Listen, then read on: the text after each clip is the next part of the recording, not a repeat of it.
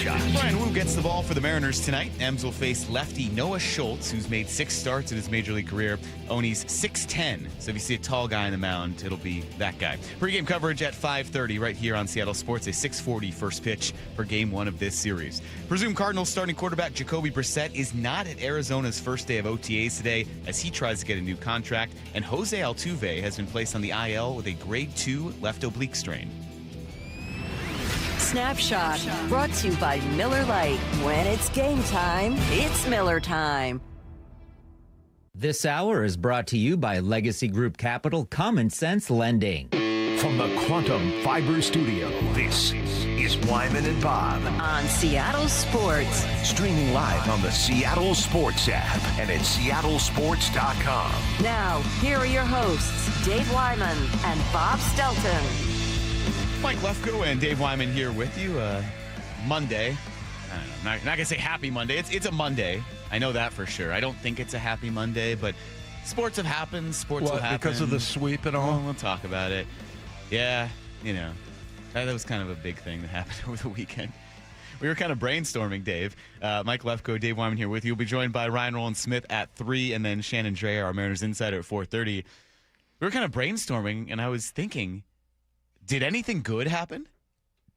I mean, just was rattling off tough things that happened for the Mariners. It was a very tumultuous weekend, and I really was hard-pressed to find the good in a series sweep, which usually that's going to be the case, but sometimes you have individual performances that are great, or you have someone who hits a home run, but in a series where they got shut out on Friday, 2-0, and then they only get one hit on Sunday. Brutal. Yeah, no, I mean, it is very difficult to find things to like. I was scraping together some numbers as fast as I could, trying to find something. The bullpen? Yeah. That was I mean, unexpectedly good. It is. And also the other thing, and look, I'm not trying to just gloss over what happened. They got swept for the second time by the Padres. And they've been swept by Texas. They've been swept by Kansas City, who is not a particularly good team in a really bad division. So, yeah, I mean, but then they go and win 2 out of 3 with the Braves. And they had not lost a series, right, up until that point. They still haven't. Yeah. That's what's crazy. So, I mean, look, I think, it's funny. I was just talking to Brent Stecker, one of our digital guys here, and, we were talking about, what's the concern level? And he was kind of like what I think. I'm like, okay, and we'll get into it. We're banged up. That part, there are guys that are, slumping a little bit. But, I mean, for the most part, I'm not pushing the panic button because everybody in the division nobody's above 500. So, I mean, I think that gives you a little bit of extra time. And I think the injuries, as much as we love all of the players that we do have, you forget about guys like, Brendan Donovan and Cal Raleigh.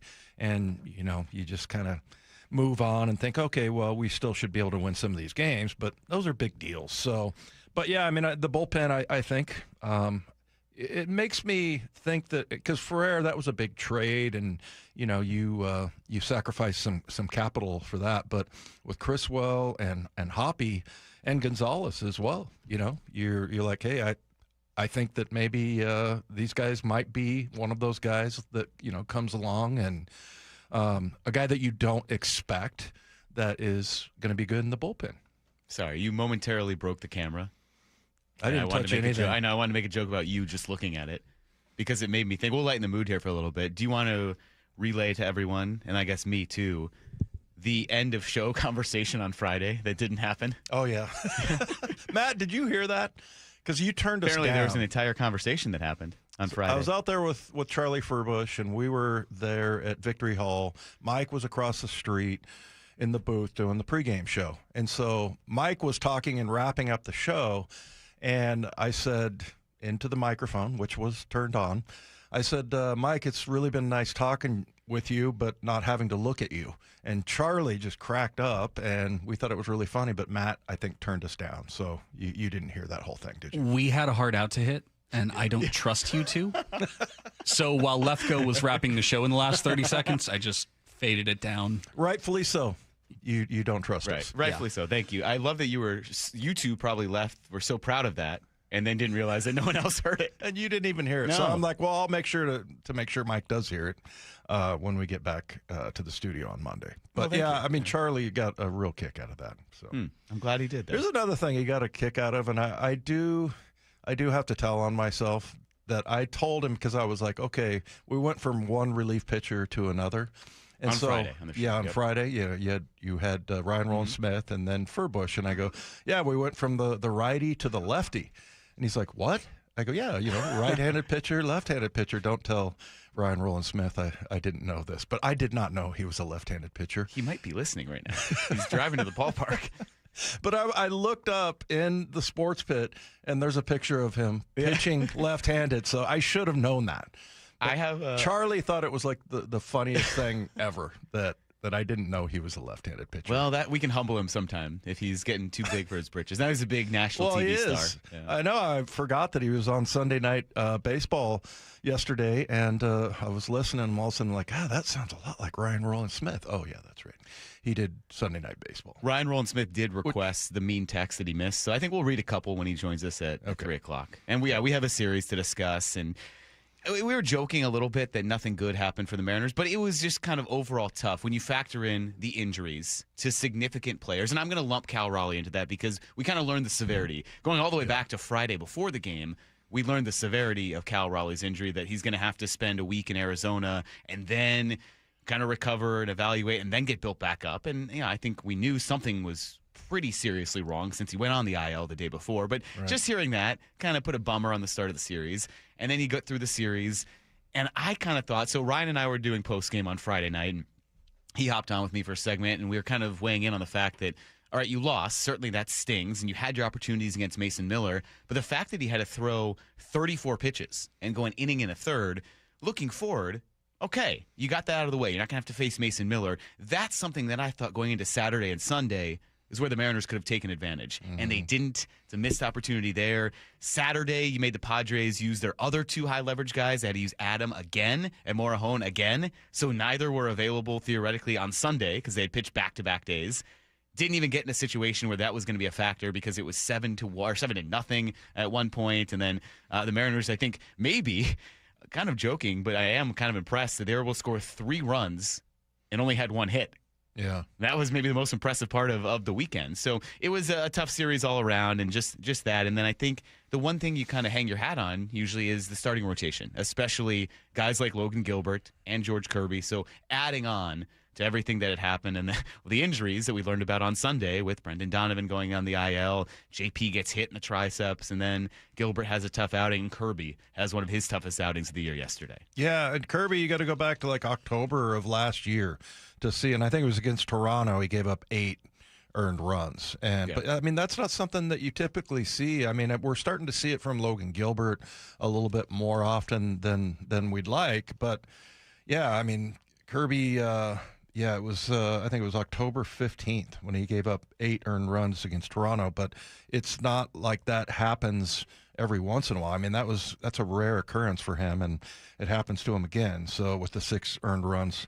So that's kind of mildly upsetting, I guess. I have faith in our rotation. I still think it's one of the best in the league. But, yeah, that part of it kind of caused a little bit of pause there. Another thing I was talking to Brent Stecker about I was talking about our joke that we had texting about the obliques. Yeah. And how, I used to always say, what did I say? They used to call them saddlebags or something like that, or, You meant to say love handles, but you said love saddlebags. handles or something like that. Which I guess would work. But you know what? I mean, they are focusing much more on training like every muscle. And so, that's just one of those core things. Like the whole core thing is sort of relatively new. I mean, it was like you did squats and you did bench, but, the part of your body that connects the two, which makes sense, is starting to be trained a lot more. And so, you do have muscles, you're putting more strain, and, it's allowing people to swing. Their bat speed has gotten better. For pitchers, their velocity has gone up. And so it makes sense that all of a sudden is a big deal because, you're focusing so much on that that part of your body when you're training, and then also you're relying on it when you pitch or swing. So that all kind of makes sense. It's kind of interesting though that now all of a sudden it's been a big deal. But because we were talking about like Sam Darnold, he had a oblique going into that 49er game, but it didn't seem to be a problem. But hitting a baseball, I mean, trying to turn on a fastball, that's where that really comes into play. So I think with Cal, hopefully he'll get that fixed. And the other thing is, it was mildly comforting to me to know that it was something mechanical, that's what was wrong with his swing, and that's why he was 0 for 38, whatever it was. So it actually made sense, because what didn't make sense is, I'm just trying to look at the bright side of things here, Mike. But what didn't make sense is that, Cal, it's in his head. He's having a problem. He's having psychological problems or mental problems or whatever. And he's always been such a steady character. I just couldn't believe that. So it kind of reaffirms the fact that it was something mechanical in his swing that he didn't really realize, and I think that's because, again, he played with a broken thumb or a torn ligament in his thumb for like the last month of, 2022 or 23. So we know this guy is, taught to ignore pain, and he does a good job with it. So I mean, I think as long as, we have 6 teams above 500 in the American League. Or I'm sorry, they have 12 teams. Yeah, they have 12 teams.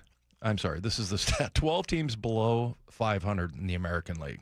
And there's only 6 teams with below 500 as far as the National League goes. So, I mean, you look at the NL Central, I mean, everybody is above 500. Yeah. So, I mean, the American League, National League, my point is that it's working out. It's working out for the Mariners because the AL, particularly West, is so bad.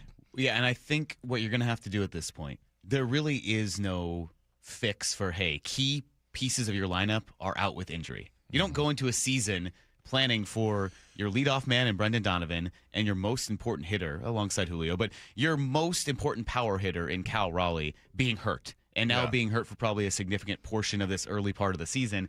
Donovan back on the IL for the second time this year. Cal Raleigh, it's going to be an undetermined amount of time, but it's not going to be soon that he comes back. So with that, those are 2 massive holes in the lineup. And, you can point and blame whoever you want, but when you have that many injuries, and remember, J.P. Crawford was injured to start the season. Donovan has dealt with a couple of trips to the IL. Cal on the IL. Victor Robles still on the IL, working his way back. Those injuries, you can't make up for that. No team can do that. The only silver lining is that they're happening early and they're not season ending, so they're going to get back in time. The tough part was seeing Brendan Donovan having to go back to the IL with the same injury that forced him there earlier this season. And Justin Hollander on yesterday morning before the game, outlined what happened to Donovan and why he's going back to the IL. Going to go on the IL. He re-aggravated his groin strain from previous injury. It's something that we've talked about with Brendan, with our high-performance staff. We need to get this right. He was feeling good when he came off the IL. He re-aggravated the last day in Houston when he was trying to hit for the cycle. Obviously he was on base a ton. He ran a ton that day between the off-season surgery and the groin strain.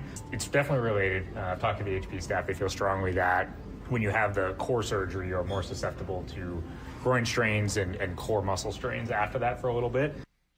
Yeah. So, I mean, that's a very complicated area there.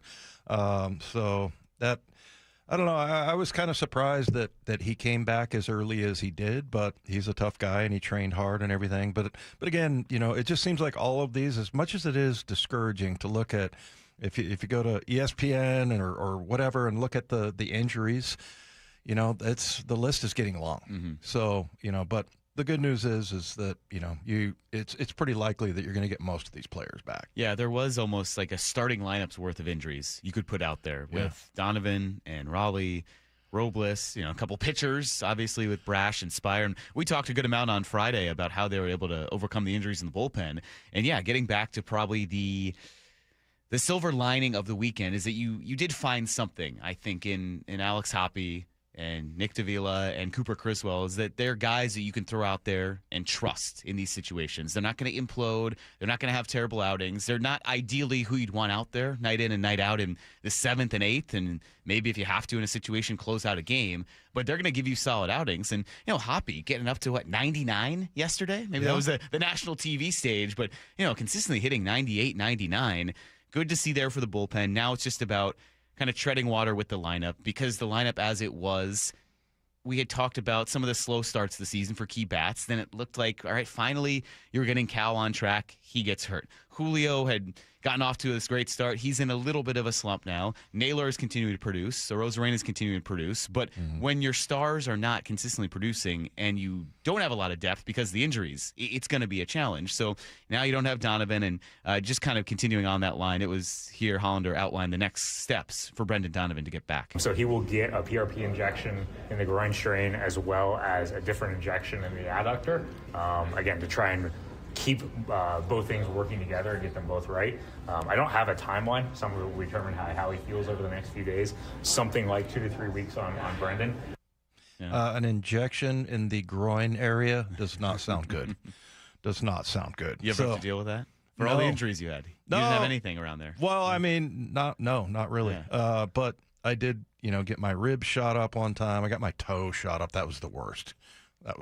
But, yeah, I mean, you start looking at these guys and, the guys that are on the IL, and it's like every one of these guys they can win a game for you. I mean, you look at Brendan Donovan, certainly Cal Raleigh, Matt Brash, Victor Robles. That's a guy that just, he's explosive when he gets on base, and he's a pest. But then you got Carlos Vargas, Gabe Spire. And that's where I would say, looking at the bright side of things, is what you just mentioned, the bullpen with guys like Hoppy and Criswell that you didn't really expect much out of them. Gonzalez as well.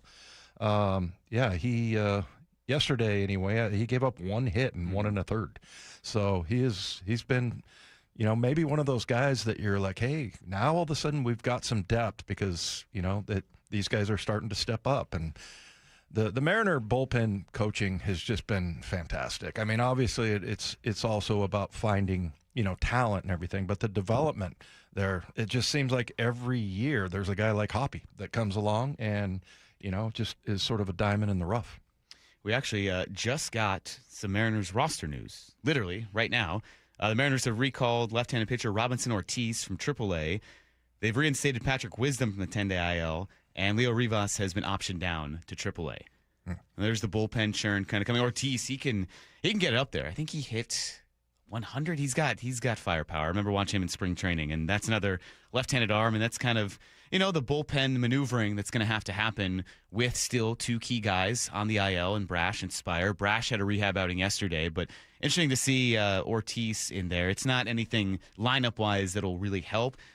A move that maybe could happen in a little bit. Brennan Davis was selected to the 40-man roster and optioned to AAA Tacoma. I remember talking about him during camp. So maybe that's a move that in the near future he's going to find his way up here for a portion of time. But, a lot of moves happening right now for the Mariners over the larger course of, all right, how does it impact the lineup struggles? None of these will probably do that, but you do get another lefty bullpen arm in there. We're certainly going to talk a lot about this matchup against the White Sox because it's a White Sox team that looks really good right now. And in that series, just like over a week ago, you needed to outscore them, and the Mariners did on Friday. They didn't do that in the other 2 games of the series. They scored just 2 combined runs. So it's going to come down to the offense again. But some of this roster churn happening with all the injuries, I think we'll see what it settles. And, we do. We like Brennan Davis. Everyone's been clamoring for, the backup quarterback. They always do that. Well, Brennan Davis, he had been hitting down in AAA. He's a great story. He's someone that I think could – I don't know where you put him and how you bring him up here if he does play. But, again, we've talked about all these injuries. Yeah. Who's to say someone else might not need a day or 2 off, and maybe you see Brennan Davis up here. Well, wasn't he the guy that was like one of the top prospects ever, top 5, and then just got banged up? And, my guy Leo Rivas, I can't make the case for him anymore. I love watching him play. I think he's a great teammate and a great glue guy and a guy that you can count on defensively. And I remember at the time I was making the case, he was batting 140. He's at 131. Yeah. God bless him. Yeah, and he's not, and you know, another part of the early season struggle is he's not really an everyday infielder. And because the injuries to Crawford and then Donovan, he played a lot on the left side of that infield, and that's not ideally what you want. You want him in that situation where he's pinch hitting in a key moment, sporadically here or there because he's a switch hitter, but not the everyday shortstop or third base. But a great guy. You know, we always throw that caveat out there. Bob, you and Bob do that all the time. He is a great guy, wonderful human being. Yep. You just don't ideally want him as an everyday infielder on a World Series contending team or a team that at the start of the year had World Series aspirations. So, you know, that move unfortunately kind of makes sense with Colt Emerson up. And we'll certainly talk about Colt Emerson plenty coming up at 2:30. That was an exciting part of yesterday. I guess, hey, if you're looking for the good news, Colt Emerson is up here. We'll weigh in on the pros and maybe some worry we have with that. But right now, let's take two. All right, so all those Mariners roster moves aside, they do start a series tonight against the White Sox. And unfortunately, Dave, one issue that has been persistent for this Mariners team, going up against left-handed pitching. And they're going to face a massive left-hander, 6'10", Noah Schultz, who is just a rookie. He's made just a few starts in his career, called up a month ago. He gets the ball tonight. Brian Wu gets the ball for the Mariners. 6'10" lefty. I'll tell you what, it looks like when he stretches down the mound, he's probably looks like he's halfway there. Man, this he could be scary. 6 innings at San Diego earlier in the season. 6 innings, 0 earned runs, 3 walks, 2 strikeouts. Yeah, I mean, that's kind of scary. I mean, more recently, 4 1/3, gave up 3 earned runs in Kansas City. But that outing at San Diego, that's a pretty. This guy looks like he's going to be something special. Some future NFL news, but as we kind of project outward, ESPN's reporting that the NFL will officially vote tomorrow to award the 2030 Super Bowl to Nashville and the soon-to-be-completed new Titan Stadium, and then the 2028 NFL Draft to Minneapolis. Minneapolis, okay. Does that do anything for you? Not really. Yeah. I mean, the draft part of it. Do you even know where next year's Super Bowl is? Next year's Super Bowl, no. Next year's draft, yes. I want to say next year's Super Bowl might be in L.A. Oh, like this upcoming? Yeah. Yeah. LA. I don't know past that. I don't know from like 28. Yeah. No, you're right about that. I don't know 28 and 29 before 30. Yeah. I do know next year's draft, though, because I looked that one up. Okay. That's in D.C. That's more important to you than the Super Bowl. Yes, in a sense. Let me explain. Because the Super Bowl, you know Seattle's not going to host it. They're not going to go somewhere in a northern climate without a roof. Right. The draft, it feels like, especially with this news, they are rotating every city. Yeah, we saw them in Pittsburgh. We saw them in Green Bay. All these random NFL cities. Mm-hmm. They have brought the draft everywhere. And I'm starting to think, all right, instead of going back to these select few sites like they do at the Super Bowl, I believe the draft's coming here to Seattle. I don't know when. There will be a lot of logistical challenges. But, hey, they've brought it to every city so far. They haven't repeated in a while. They've gone to all these random places. I'm trying to remember. The ones I remember, I know they were in Vegas. We know they were in Green Bay, Pittsburgh. Chicago. When they first moved it, they went to Chicago. They did go to Nashville, and that brought I know they went to Nashville because that brought up the hilarity of one of the most iconic internet videos of 2 angry bachelorettes who didn't know the draft. I'll show it to you during the break. They didn't know the draft was happening on Broadway when they planned their bachelorette party. And they were just sitting there livid. Yeah, and then they said they were going to go home and take it out on their husbands because the draft ruined their bachelorette party. Why is that the bachelorette party like mecca? It is. I don't know, because all the country bars. All right, here I have the locations from, well, they've been everywhere. Chicago, Philly, Arlington, Nashville, Cleveland, Vegas, Kansas City, Detroit, Green Bay, Pittsburgh, D.C. next year. So they'll take it anywhere. Hey, if you're going to have the draft in Cleveland, you can have it in Seattle. Yeah. So I think the draft is coming here eventually. All right, that is Take Two, brought to you by Swedish Cyberknife. Treat prostate cancer with Swedish Cyberknife. Swedish.org/cyberknife prostate. Yes, in the midst of a tumultuous weekend, the big call-up did occur. Colt Emerson, the Mariners' top prospect, made his MLB debut yesterday. We'll break it all down up next. Mike Lefko and Dave Wyman here with you. Wyman and Bob on Seattle Sports and the Seattle Sports app. He is one of the most anticipated prospects in Mariners history. Here comes Colt Emerson. He's out there right now wearing number 4 over at third base. The Mariners' top-ranked prospect and 4th-ranked overall in baseball. Is Colt Emerson the spark the Mariners offense needs? We want to do the right thing for Colt. We also want to do the right thing for the Mariners. We think he's the best option. Complete coverage at SeattleSports.com. Really hone in on the winning aspects of the game. And the home of the Mariners, Seattle Sports. Do you have a car, truck, or SUV you're willing to sell? How about an RV or commercial vehicle? Wayscar Ford in Auburn will buy it from you. And when they resell your old vehicle, they'll split the profit with you 50-50. That's right. You'll get paid twice. I'm here with Mark Clymer of Wayscar Ford. Mark, I'm not surprised your vehicle profit-sharing program's doing well. It's a fantastic offer. It sure is, Stacy. We've been buying a lot of cars off this thanks to your advertising, and I got to tell you, customers are loving it. They're getting top dollar for their vehicle up front. They're getting paid right now, and the best part is when we resell that vehicle, they're getting 50% of the profit. A lot of people have vehicles right now that are sitting around and they're worth a lot of money, and they're saying, you know, what the heck? I want to sell it. I don't want to deal with it myself, but I don't want to give it away either. This is the perfect opportunity for them to get the most they can for the car without having to go through the hassle of selling it themselves. Exclusively at Wayscar Ford, celebrating 104 years in Auburn. WayscarFord.com. That's WayscarFord.com. Do you need a new roof? Then trust your neighbors at 3 Tree Roofing to get you taken care of this spring. Schedule your free estimate at 3treeroofing.com and secure $500 off your roof replacement. Right now, you can still take advantage of spring pricing and beat the summer rush. 3 Tree Roofing, your Puget Sound roofing experts. Dealing with divorce and custody issues can be terrifying and very lonely, but you don't need to face it alone. Goldberg Jones has been helping Northwest husbands and fathers for more than 30 years. Thousands of men have put their trust in us. You can too. Learn more at goldbergjones.com. Snapshot from Progressive wasn't created for just anybody. Oh no, we made it for you. Gradual breakers. You keep your eyes on the road, so you've seen it all. As long as it all happened directly in front of you, like a Swedish masseuse, your foot knows exactly the right amount of pressure to apply to the brake. That's why your passengers feel totally relaxed with you behind the wheel and occasionally super sleepy.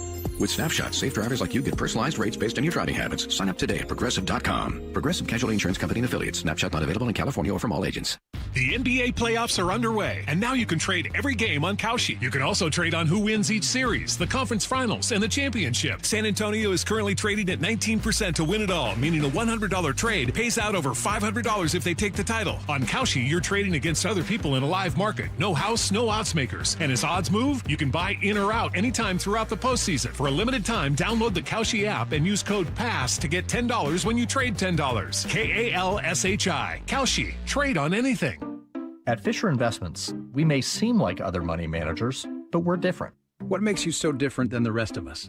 We ensure clients receive unparalleled service at every step of the relationship. Tell me more. Our investment counselors focus on service over sales, prioritizing clients' needs. How do you make money? We don't sell any commission-based products. We have a simple management fee based on the value of our client's portfolio. So we do better when our clients do better. What about client portfolios? We get to know each client, their finances, family, health, lifestyle, and more, and then we tailor a portfolio based on their specific goals and needs. Your clients really come first then, huh? Yes, we make them a top priority. Our goal is helping them achieve a comfortable retirement. Wow, maybe we are different. At Fisher Investments, we're clearly different.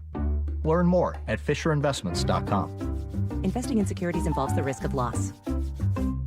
Mariners and White Sox tonight at T-Mobile. 6:40 first pitch, pregame at 5:30. Listen live for free on the Seattle Sports app. Hey, Brock Heward here for my friends at People Come First, or PCF Construction Group. And if you've been dreaming of that new deck, you got to get a hold of PCF. Call them before the great weather arrives and their schedule gets totally filled up. With a new deck, patio cover, heater, and fireplace from PCF, you can enjoy the outdoors year-round no matter what the weather brings. And for a limited time, how about this? Get 50% off demolition costs up to $5,000 when you book your project with PCF. Contact People Come First Construction Group for all the details. They designed and built our outdoor living space, and we love it. Start planning and designing your dream deck now so you're ready to build this summer. Planning, permitting, and construction can take a little time, so get started today. Get project ideas, browse their amazing photos, and look at all the offer details at PCFgroup.com. making your outdoor space your favorite place. When people come first. The NBA playoffs are underway, and now you can trade every game on Kalshi. You can also trade on who wins each series, the conference finals, and the championship. San Antonio is currently trading at 19% to win it all, meaning a $100 trade pays out over $500 if they take the title. On Kalshi, you're trading against other people in a live market. No house, no odds makers. And as odds move, you can buy in or out anytime throughout the postseason. For a limited time, download the Kalshi app and use code SHOT to get $10 when you trade $10. KALSHI. Kalshi. Trade on anything. At University of Maryland Global Campus, we know you're no stranger to setting big goals, whether in school, at work, or in life, and you're ready for more. At UMGC, we offer the skills-based education you need to move your career forward. Learn how to apply AI, data science, and other emerging tech, plus gain skills in leadership and critical thinking. You've come far. Succeed again. No application fee if you apply by June 1st. Learn more at umgc.edu. Certified to operate in Virginia by Chev. This hour is brought to you by Legacy Group Capital Common Sense Lending. Wyman and Bob. From the Quantum Fiber Studio. Weekdays 2 to 7. On Seattle Sports and 97.3 FM HD2. But Dave, the big news yesterday outside of Brendan Donovan going on the IL was the corresponding announcement that Colt Emerson would make his MLB debut. Was a hot topic coming out of spring training. Could he push for a spot? When do you bring him up? All this talk about where he might go, and now he's here. He has arrived. What did you think of the move and how he looked? Well, I'm excited based on the numbers that he's put up down in Tacoma. So, yeah, I mean, and I think the one thing I look for is, does he look overwhelmed? Mm-hmm. And he really didn't. So I like what I saw from him, and it's nice to know that you have a guy. I mean, look at Cole Young. I mean, we don't even think of him as being like a rookie anymore. I mean, he's so solid. So, yeah, I mean, what did Shannon say there? Like number 4 overall prospect? Is that right? Probably. Something? It depends on the rankings. Number 6 MLB's official ones, but I'm sure in some he is. So, I mean, it's pretty amazing. 145 at bats down in Tacoma, 7 home runs, 26 RBI, which I think is 3rd on the team. And yeah, he looks really good, batting .255, and he just doesn't look like. He also stole 10 bases. So yeah, I mean, I guess it's time for him. I mean, it seemed like it was so far off when we were down in there at spring training. It was like, oh, let's not overreact. Let's take our time. And all of a sudden, here we are, and it's May, and like, all right, here we go. It's time for you, kid. Let's go. And actually, I mean, in the short-term sample of the one game he's played, he kind of looked like one of their better hitters yesterday, which could be an indictment on how the lineup was held in check yesterday by Lucas Giolito. But he didn't strike out, and that was a big concern. The strikeout rate was very high early in his AAA career. Came down a little bit. Got to walk, scored a run. It didn't strike out. Yep. It's pretty solid. Great start there. And, Colt Emerson talked afterwards. Plenty of questions. We'll hear a lot from him over the course of the show today. We'll ask Shannon and Ryan Rowland-Smith about him as well, just kind of what they observed yesterday when he was there. But he was talking about getting in there and kind of playing with that, all right, time to go, next man up mentality. I mean, this is a nine-person sport. It's 9 people versus 9 people. If I don't get on base, the next guy is. If he doesn't get on base, the next guy is. It's kind of what they teach here is pass the baton. Just passing the job to the next guy, and that's how you win games. I think there's a maturity there that even though he's 20 years old, and the Mariners, their PR staff, they noted that he's the 2nd youngest Mariner ever to make his major league debut. Wow. Felix Hernandez, the only one younger. Yeah. So he's 20 years and like 300 some days old. So he'll turn 21 in a few months. But wasn't Felix 19? Yeah. Yeah. Oh, can you imagine that if we were here on the airwaves when that happened? Just this 19-year-old? Yeah. Wow. Yeah. So Colt Emerson at just 20 years old. There are 2 schools of thought of, well, the strikeout rate was high in AAA. He's only 20 years old. Are you rushing him up? I know that was talked about this morning. Brock and Salk were kind of going back and forth about it. Salk was worried, hey, are you rushing him up because there is a need here at third base? Clearly, he's a better defensive option than a Leo Rivas. With Brendan Donovan on the IL, you need someone. He might be a better bat than Leo Rivas right now. But do you run the risk of long term, just having all this frustration and it getting to his head and him worrying. People compare it to the Jared Kelnick concern of, well, he got up here, it never took, and then he crashed out. Or any other top prospect where that might be the concern. I feel like with what we saw and just that very small sample size of hearing from him here, we'll play another one here, but, we talked to him last year when he was up here. I forgot what he was up here for. I think to win, he won some award, like maybe the Mariners minor league player of the year, but, he came on the show down on the field. We've seen him in spring training, and hearing this answer, he seems ready for the moment. I think probably because this has been expected. He has built up to this for a couple years. High accolades in the Mariners system. He knew this was coming, and he seems like he has a good head on his shoulders for all these expectations that are going to be put upon him. Honestly, the nerves. I thought I was going to go out there and maybe not even be able to swing the bat, but yeah, no, it's once I got that first one out of the way, the first first fly ball. Honestly, that was a tough fly ball. Once I got that out of the way, I was like, okay, like this is baseball. There's just an extra deck. That's really it. Yeah, I mean, it's pretty amazing. Guy never went to college, obviously. I think he was going to go to Auburn, and then he got drafted, let's say, number 22.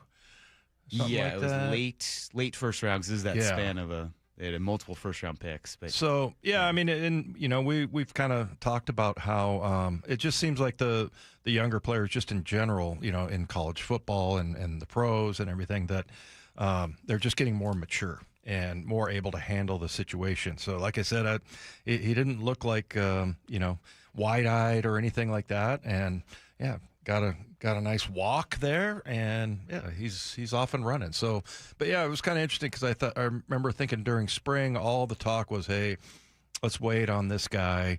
Let's not get too hasty, and you don't want to ruin him and all that. But I don't know. Sometimes I feel like they overplay that part of it, that you're going to ruin him. To me, I don't know. I think, like I said, I think athletes are getting more and more advanced as far as like the maturity side of it, and he just seemed like a guy that can handle it. Yeah, I mean, look, he's going to struggle. Everyone struggles. We're seeing the best hitters in baseball struggle at times. Cal Raleigh struggled to start the season. Julio went through his slumps. Cole Young last year, he had that quick little weekend where he was off to a great start when he made his debut, and then he went into like a 1-for-30 slump. And the rest of the year, it was an issue.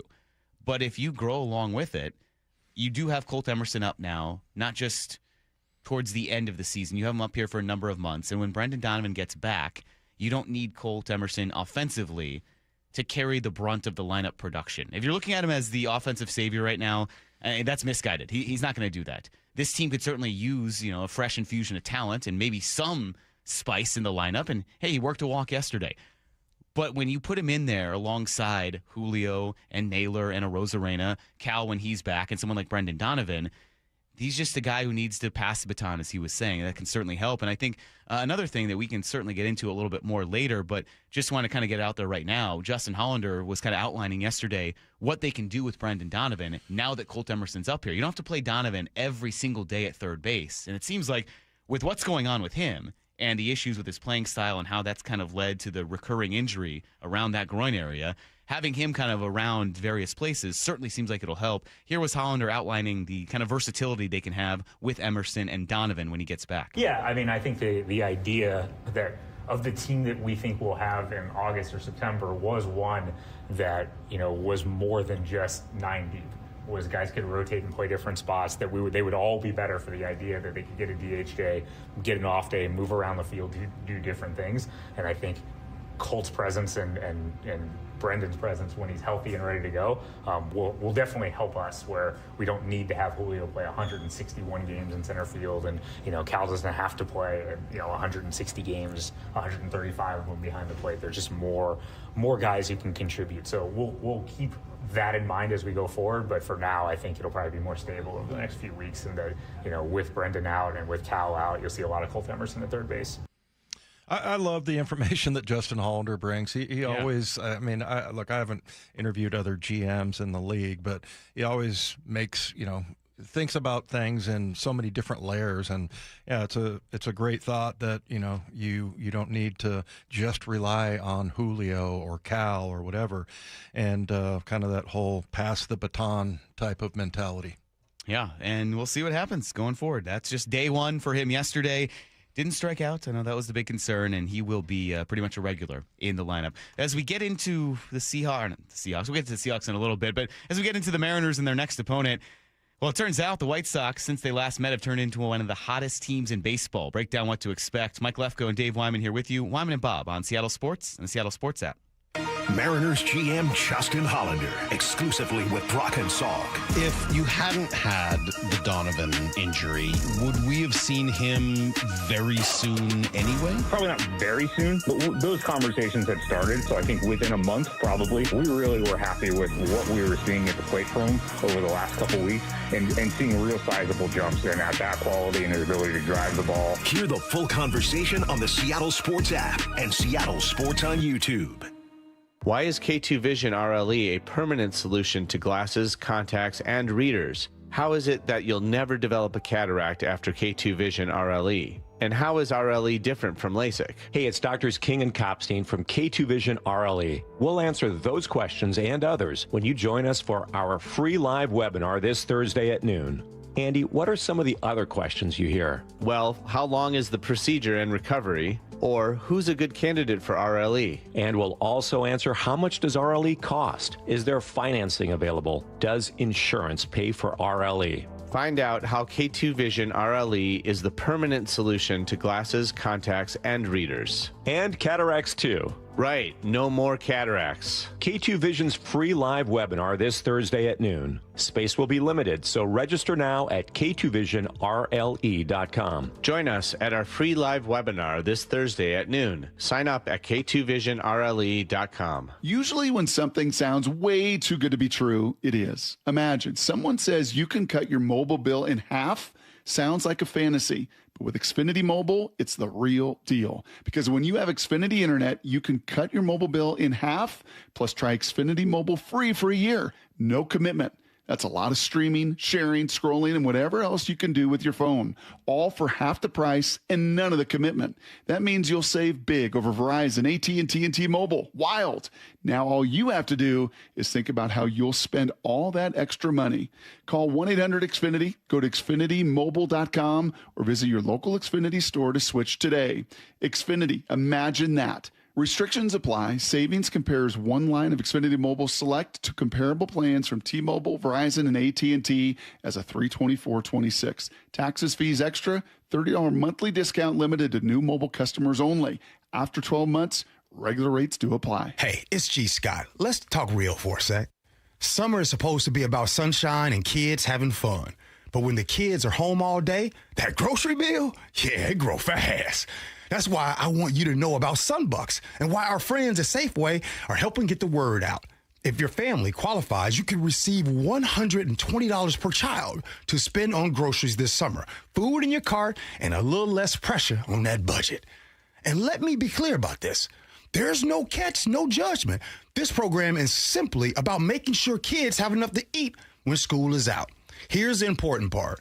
Many families are enrolled automatically, and a card may already be headed to your mailbox. But some families do need to apply depending on income and where you live. So take a couple minutes and check. Visit freesummermeals.org. That's freesummermeals.org. Safeway, looking out for your family this summer. Once again, that's freesummermeals.org.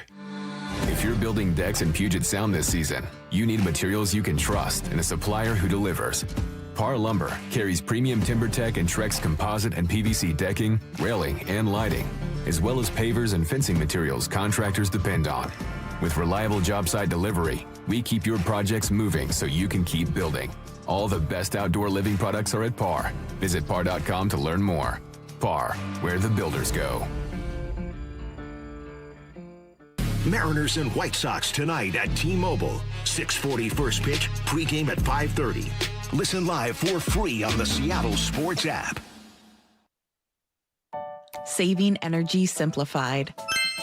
Snohomish PUD's Rebate Center is your one-stop hub for cash back on energy-efficient upgrades, from heat pump water heaters to all-in-one washer-dryer combos. Whether you're planning a project or already made an upgrade in the last 90 days, the Rebate Center helps you check eligibility, submit receipts, and track your rebate status all in one place. Visit snowpud.com/rebates. Free consultations, no fee guarantees, 5-star reviews. JP Pendergast with Pendergast Law explains the importance of going beyond these familiar offerings. Accident victims want an attorney, Tom, that satisfies their needs. Someone who handles those needs with the highest degree of care. Pendergast Law offers the no-fee guarantees and free consultations, but these only scratch the surface. Okay, explain more. We make sure that every member of our team is genuinely passionate about helping others. Customer service and communication are our top priority. It's how we take care of our clients so they always feel one step ahead of the insurance companies. Our strong reputation for high standards provides comfort and confidence when it's needed most. Pendergast Law offers the free consultations, the no-fee guarantees, and, of course, they are 5-star rated. But what really makes them different is their genuine passion for helping others. I can't recommend them enough. If you or a loved one has been injured in a car accident, call Pendergast Law. We can help. That's PendergastLaw.com. Your old furnace ain't nice, and your toes are like ice. DayandNight.net. This month, Day and Night gives you a free furnace with the installation of an AC or heat pump. If you're not sure your furnace will make it through another winter, call us to install a proper, long-lasting, efficient heating system backed by our lifetime workmanship guarantee, so you won't be left out in the cold. Install an AC or heat pump and get a free furnace from Day and Night Plumbing, Heating, Cooling, and Electric. DayandNight.net. Wyman and Bob. From the Quantum Fiber Studio. Weekdays 2 to 7. On Seattle Sports and 97.3 FM HD2. Mike Lefko and Dave Wyman here with you. Going to turn you over to Mariners pregame at 5:30, 6:40 first pitch against the White Sox. This is a team that, Dave, they weren't as bad as they had been, a year ago, 2 years ago, when they put up the worst record ever in baseball. We thought they were all right, a little bit better, but since the Mariners last played the White Sox, just 10 days ago, the series began on May 8th, Mariners won the first game 12-8. The White Sox won the next two. Then they went on to sweep Kansas City, and then over the weekend, they took 2 of 3 against the Cubs.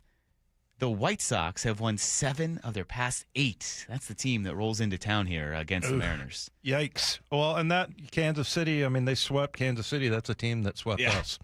So now all of a sudden you're going, oh, boy, this is interesting. Just the American League and the National League, the disparity is, according to MLB Network, now this was like a week and a half ago, but it was talking about the interleague play and, just the domination by the National League right now. So, there are, you look in the American League, there's only 4 teams above 500. Like I said, 12 teams, or I'm sorry, actually it's 3 teams.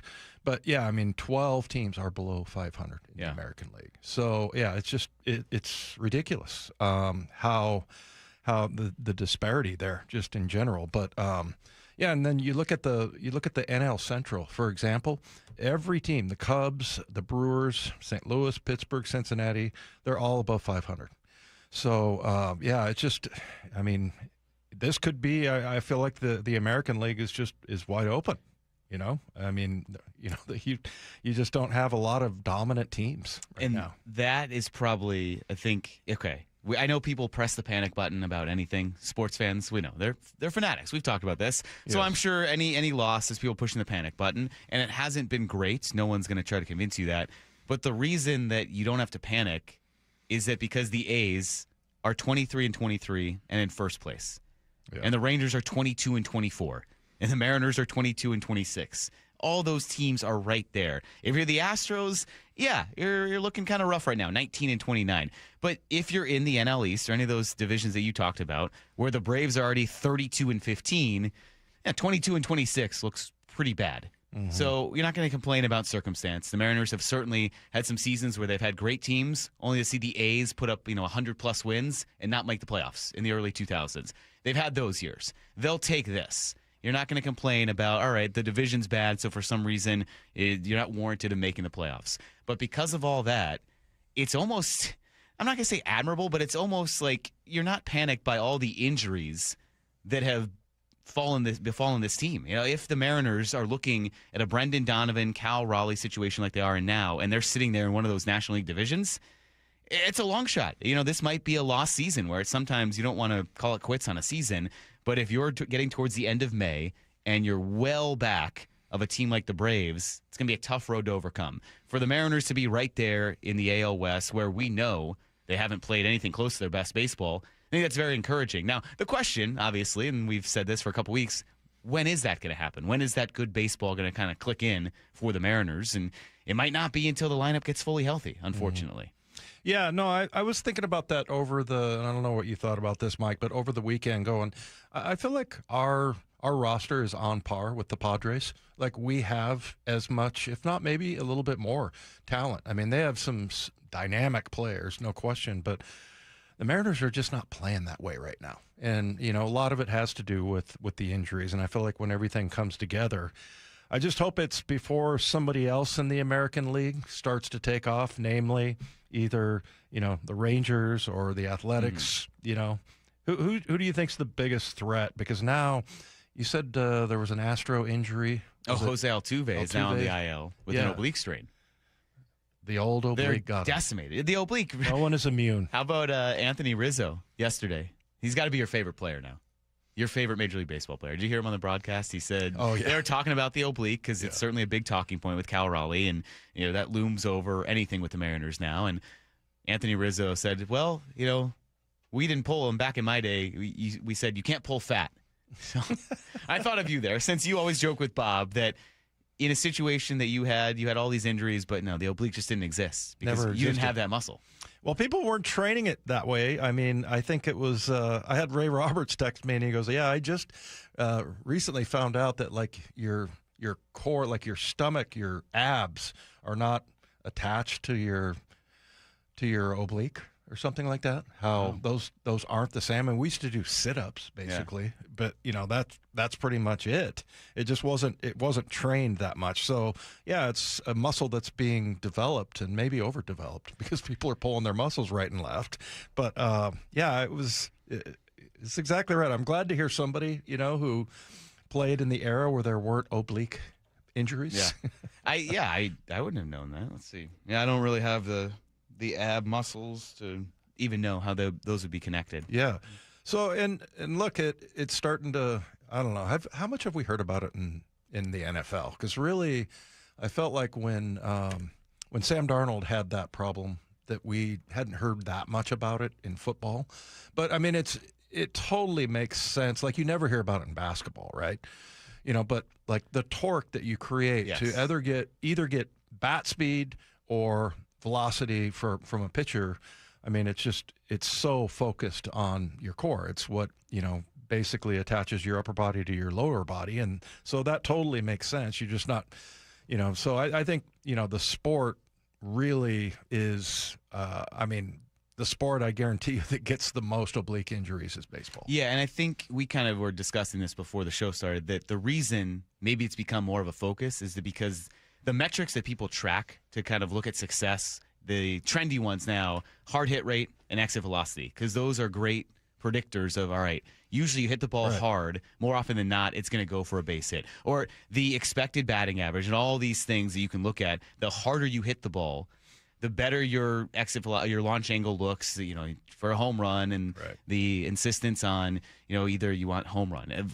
I'm stammering over what I'm trying to explain. It's a few things that lead to another, but basically hit the ball hard, good things happen. So with this trend toward, look, all the focus is on generating bat speed, better exit velocity, better hard hit rate, and that leads to what? More torque, more extreme, you know, rotation of those abs and everything that goes into that in the oblique. And we're not doctors out here, although, you know, you dub me Dr. Lefko. But it kind of, you can see where that happens because you are trying to generate a maximum amount of bat speed every single time. That does put a strain on that. And like you mentioned, the Luke Raley oblique injury, it looks so extreme and painful because he's swinging so hard. And he's he's turning so fast and so quickly that, yeah, that's going to be an extreme reaction there when something does finally give. And when you're trying to focus on your maximum output, I think that's why we're seeing the oblique become kind of the injury, or it's certainly a more prevalent injury in baseball now. We can ask about that, though. The old right-hander, Ryan Rowland-Smith. Can you introduce him that way? Does he know that? I don't think he's heard it unless he's listening to the radio. All right. Yeah. Someone's going to not understand the joke. Yes. Ryan Rowland-Smith is a left-handed pitcher. We'll see if he heard Dave think he was a righty. But we will have Ryan Rowland-Smith join us and ask him everything about this Mariners team and what he thinks of this upcoming series against the White Sox. He joins us next year. Wyman and Bob on Seattle Sports and the Seattle Sports app. He is one of the most anticipated prospects in Mariners history. Here comes Colt Emerson. He's out there right now wearing number 4 over at third base. The Mariners' top-ranked prospect and 4th-ranked overall in baseball. Is Colt Emerson the spark the Mariners offense needs? We want to do the right thing for Colt. We also want to do the right thing for the Mariners. We think he's the best option. Complete coverage at seattlesports.com. Really hone in on the winning aspects of the game. And the home of the Mariners, Seattle Sports. Coming to Emerald Queen Casino Event Center, Thursday night, June 18th, it's Jim Jeffries. If you see like an old couple and you go, how long have you two been married for? And they go, 45 years. And then I always ask, what's your secret? The man goes like this, she's always right. And then you see him go dead behind the eyes. Tickets at emeraldqueen.com. Global comedy heavyweight, Jim Jeffries, June 18th at Emerald Queen Casino, the entertainment capital of the Northwest. 21 and older, need gambling help? Call 800-547-6133 or visit emeraldqueen.com. In 2026, Bay Alarm celebrates 80 years of security. With burglar and fire alarm systems, 24/7 in-house monitoring, and local service, our promise to the Puget Sound remains the same. We got you. Learn more at bayalarm.com. Dave Wyman here, and you've heard me talk about a local company for over a year now I really love working with. Harley Exteriors. You can expect a no-pressure consultation. They're great people to work with, and their windows are beautiful. I recently met with them, and I was excited to hear about the many Seattle sports listeners they've worked with. And now, Harley Exteriors has stepped up with a can't-miss offer. Right now, get $450 off each new window, $1,000 off each patio or entry door, 12-month or 18-month no-interest, no-payment options, plus $200 off your final project total. If that isn't enough to get you started on a new project, I don't know what is. Schedule a consultation just like I did. Give them a call at 833-HARLEY, that's HARLEY, or go to harleyexteriors.com. Minimum purchase of 4 windows required for window discount. Qualifying windows must be 36 by 36 or larger. No size minimum on patio or entry doors. Financing subject to credit approval. Cannot be combined with other offers outside this promotion. Offer valid through May 31st. Listen every morning to Brock and Salk for Need to Know. Powered by Marquee Data. Marquee IQ brings all your data together into one clear view. Stop running your business on highlights. Get the full picture. Visit datathatwins.com to learn more. A rising blast, left field, grand slam, Rosarena! At T-Mobile Park, you've always got the best seat in the house. But for a truly elevated experience, you've got to be in a Mariner Suite.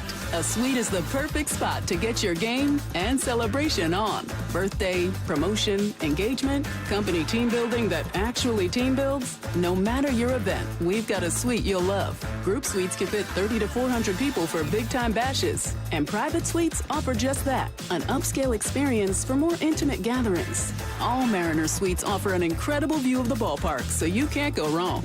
Plus, you and your guests will enjoy premium catering, VIP parking, private Skybridge entry, and more. And season ticket members get 15% off. Reserve your suite today at mariners.com/suites. A bases clearing, 3-run double by Josh Naylor. Holy smokes, the Mariners have the lead.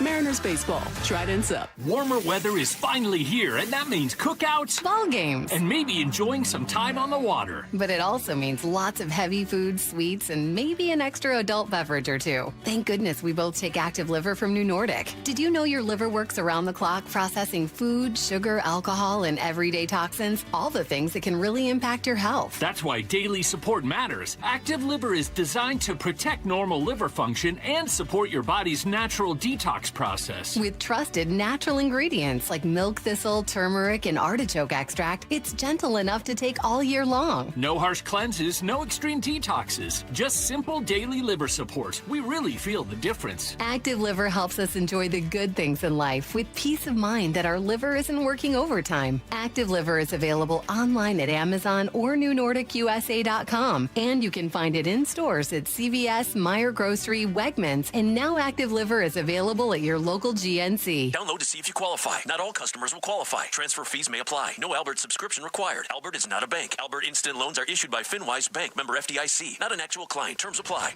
Kylie, what's wrong? I just got hit with a car repair bill. I'm behind on rent, and I feel like I can never save any money. Have you tried the Albert app? Albert is your financial assistant, helping you find ways to save and create custom budgets to actually grow your money. Plus, you can get up to $10,000 for big expenses, or advance up to $1,000 fast when you need cash right away. Albert can get me up to $10,000? Exactly. Albert spots you in a pinch and helps you grow your money in the long run. I'm downloading Albert right now. Download the Albert app and use promo code THRIVE to borrow up to $10,000 for whatever you need. The Albert app helps you budget better and save more money so you reach your financial goals faster. Download the Albert app right now and use promo code THRIVE to borrow up to $10,000. Use code THRIVE to borrow up to $10,000. Let's go!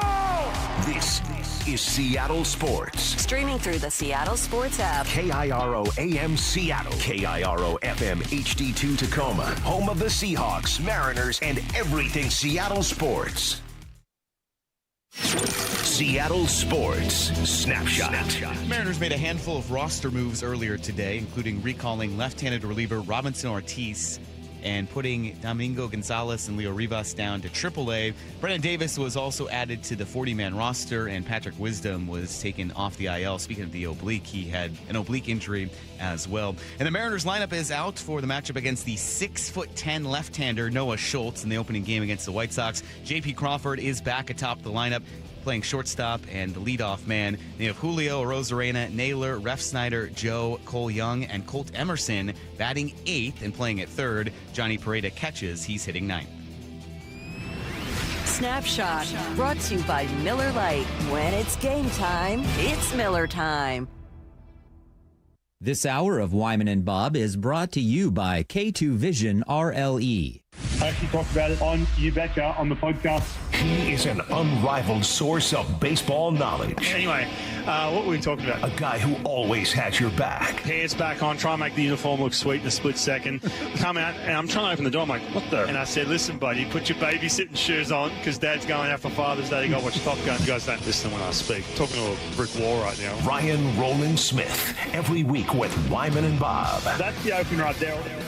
I feel like we just talked to this guy, but it is Monday at 3 o'clock, so pleased to have Ryan Rowland-Smith back with us on Wyman and Bob. You hear him every week here, Monday at 3. Our weekly conversation with Ryan Rowland-Smith is presented by Mazda of Everett. Ryan, I just have to ask, I'm going to put you on the spot here. Have you been listening to our show on your drive in? No, I literally just got dialed in. Why? What did I miss? What happened? No, nothing. Never mind. I don't know. Should we bring it up? Never mind. Should we bring it up? There's nothing. No? Okay. Let's hear it. What happened? What arm do you pitch with? What hand do you pitch with? Left. Yeah, okay. That was news to me on Friday. Dude, I'm sorry. Really? Yeah. Because we had Charlie come on, and I was like, oh, and so I was hitting the I go, we went from the right arm to the left arm. He's like, what? And he was like, you didn't know Ryan Rowland-Smith threw left hand? And I was like, yeah, I'm sorry. It just, dude, it never came up. Hey, Dave, I'll take that as a compliment. You know why? Why? Because righties, like if you're right-handed, like usually if you're left-handed, you can somehow get away with like having some like sneaky slow slurve or something. And you look at it and go, I used to hear this all the time. Oh, man, if that dude was right-handed, he wouldn't be sniffing the big league. And so I'm telling you right now, maybe people said that about me. So I'm telling you right now, man, I'll take that as a compliment, because if you're right-handed, you got to throw gas, you got to have nasty stuff. I'm going to take that as a compliment, Dave. You're the man. Thank you. Okay. I never thought that would work out that way. I appreciate that, but I'm an idiot because I'm telling Mike the story, and as I'm telling him the story, I see a picture of you pitching with your left hand. So yeah, I should have known that. No, all good. Listen, trust me. When people are like, yeah, I remember you pitch, and I was like, no, you don't. No, you don't. Like, I wasn't that memorable. Let's go. So it's all good. Hey, Ryan, before we get into this Mariners team and the tough weekend, you made a national TV appearance, the three-piece suit, looking sharp there. How did the broadcast go for you?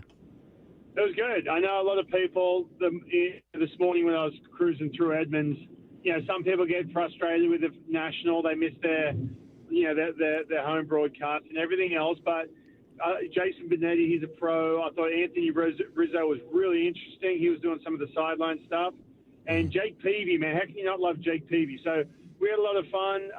The game it's a rough one, man. When you're doing a national game, when you've got to be you can't be super on one-sided with getting fired up when your team scores like the Mariners.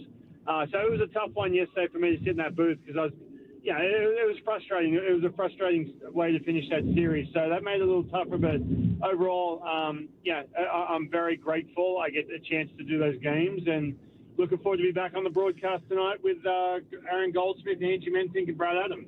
Yeah, no, and also I wanted to mention you guys did a really cool tribute to Rick Riz. That was awesome, and it was great having you there to kind of fill in, the kind of guy that Rick Riz is, because you said about Rick Riz what I think pretty much everybody says, that they love him, even if you don't know him that well, you love Rick Riz. So that was a cool kind of tribute you guys did there. Yeah, and sometimes too, Dave, just on that, sometimes if I was sitting at home listening to some people who don't know Rick, and they're like, oh, yeah, we're coming up with some cliche rubbish where he has earned a lot more than that. And we all know him really, the three of us know him very well. Yeah. If you've had a chance to talk to Rick, man, he's that guy. I said this, I think, during the when we spoke about Rick.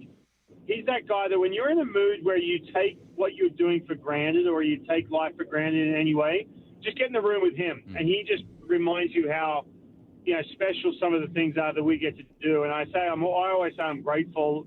And a big reason why is because, Rick made it so comfortable for me to walk in that radio booth and TV booth. So anyway, I don't want to, bang on. We touched on a lot yesterday, and I know he's going to get plenty of love this year, but love you, Rick. And I'm glad we got a chance to do that. Yeah, well said there. All right, Ryan, when we get into this series, it was a tough one. We talked about on Friday night when we were doing post-game how, hey, the Mariners, at least silver lining, you're probably not going to see Mason Miller because he threw 34 pitches, and they showed signs of a fight against him in that 8th inning and the 9th inning on Friday. When you look at how the rest of the weekend played out, the offense didn't really come to life on Saturday, certainly didn't come to life yesterday. Is this the result of kind of all these injuries, or what did you see out of the lineup this weekend? Well, I definitely think, you cannot look beyond the injuries, right? Especially, too, and Mike, you and I talked about this on Friday. When you have a Cal Raleigh, for example, who, he's hitting the IL, he's fighting through something before he went on the IL. When he's in that dugout, locker room, it's just a different energy, right? He's one of these, still Aaron Goldsmith is saying he's an aircraft carrier for this team. And he's a guy that when he's hitting, and he's coming up to hit. He's in the on-deck circle. Whether you're in a dugout or you're on the on-deck circle, we're on base, you just have a good feeling. Now, when he's dealing with something off to a slow start, there's just simply a different energy. Same thing with Brendan Donovan. He just hit the IL yesterday and loves seeing Colt Emerson in the big leagues. But guys like that, it's just this feeling like, oh, man, we just cannot quite get right. Now, I say all that, but this team, if you look at it on paper, was built in the offseason. The idea was how can we get better around the edges to be better situational hitters, right? And you look at this the month of May, they're 29th with runners in scoring position, 18th when it comes to swing and miss. They're 4th in home runs, which is great, but there's just some of these situational hitting or approach things that are just lagging right now with this team. And it's been pretty evident, especially, too, when you mentioned Mason Miller. You run into good pitching like they did on the weekend, man, it's glaring, right? So you ran into a tough Giolito making his season debut yesterday. The changeup was really good. He kind of silences you. You run into a bullpen like they did against the Padres as well. You know, and again, it gets really, really tough. Randy Vasquez was tough as well on that Friday night. And I think the other part, too, just with this team, man, you get to a Sunday, it's a day game, you switch over the unis, you've got George Kirby, who's dealing this year, and I still think he's going to be, you know, top 5 in Cy Young votes. He goes out and you know, midway through the game, man, you feel like you're right there, you're in striking distance, and he gives up a couple runs in the 5th. So you're watching your horses, man. Logan Gilbert the night before. So all these things all kind of happening at once. However, the silver lining here, if there is one, when everyone's frustrated and everyone wants to burn down, burn it all down, I get it, man. Like Monday morning, everyone's frustrated, fired up, and everything else. Get everyone right now. Brendan Donovan, if he's dealing with something that keeps popping up last year, get him right in the month of May. If Cal's side is obliques bugging him, get all this right, because what's going to happen is with this AL West, the way it's shaped up, just like Shannon and I talked about this with the Dodgers last year, you're in a situation, enough depth, enough every other thing around that you can get to the All-Star break, limp to the All-Star break, and come out guns blazing. You're going to be a postseason team, and you're going to look back and go, oh, you remember we were really struggling in the month of May and runners in scoring position? Rowland-Smith was on the radio, that right-hander who pitched for 2 seconds in the big league, who was repping us hit runners in scoring position. You're not even going to remember it. Yeah. You know, so I look at the All-Star break and say, you know what? I know that's a long ways away. Everyone's like, what, the All-Star break? You're not going to get out of contention now. You're not. Stay where you're at right now. You know, limp around like you are. That's okay, but just get these pieces healthy, especially in the bullpen too. I haven't even touched on that. Yeah, well, do touch on that, because I was just, did they just option Domingo Gonzalez down? So, and he looked pretty good, but, you've got guys like Chris Will and Hoppy and, some of the lesser known bullpen guys. Is there anybody out of that group? Because I've seen Hoppy a couple of times. It looked like he's had really good outings, particularly in Houston. Is there anybody there or a couple of guys there that you see some promise in? I look at Alex Hoppy, for example. Stuff-wise, nasty, man. We talked about on the broadcast yesterday. 98 with Sink. He was filled. He's electric, right? Yeah. It's just a matter of slowing the game down, I think, for him. Chris Well, he's in this position right now where, man, you know what? He can kind of transition to be a guy who is higher leverage in those spots, because he was coming more in to be a guy who can pick up innings for this team. But you know what? With all that being said, bring next guy up. That's fine. You got to get a Gabe Spire, who I'm about to sit down with right now. You got to get him back, and you got to get Matt Brash back. But like I said, and I didn't even get to the bullpen because I was rambling for too long. Don't press the panic button here. You're seeing some of these transactions with these pitchers in and out of this bullpen. I hate to say it, man. I want to see Matt Brash back like everyone else does. Make sure that dude is 1,000% ready to roll. That shoulder issue from Gabe Spire, make sure he's 1,000% ready to go. And you know what? If it takes an extra week or an extra outing to make sure he's all dialed in or whatever it may be, just make sure they're right, man, because I just look at this team. Look, we dealt with this last year too. It was kind of lackluster, right? We're like, oh, they're back to 500 as we're getting weeks into the season, right? And the expectations are different this year. I get it.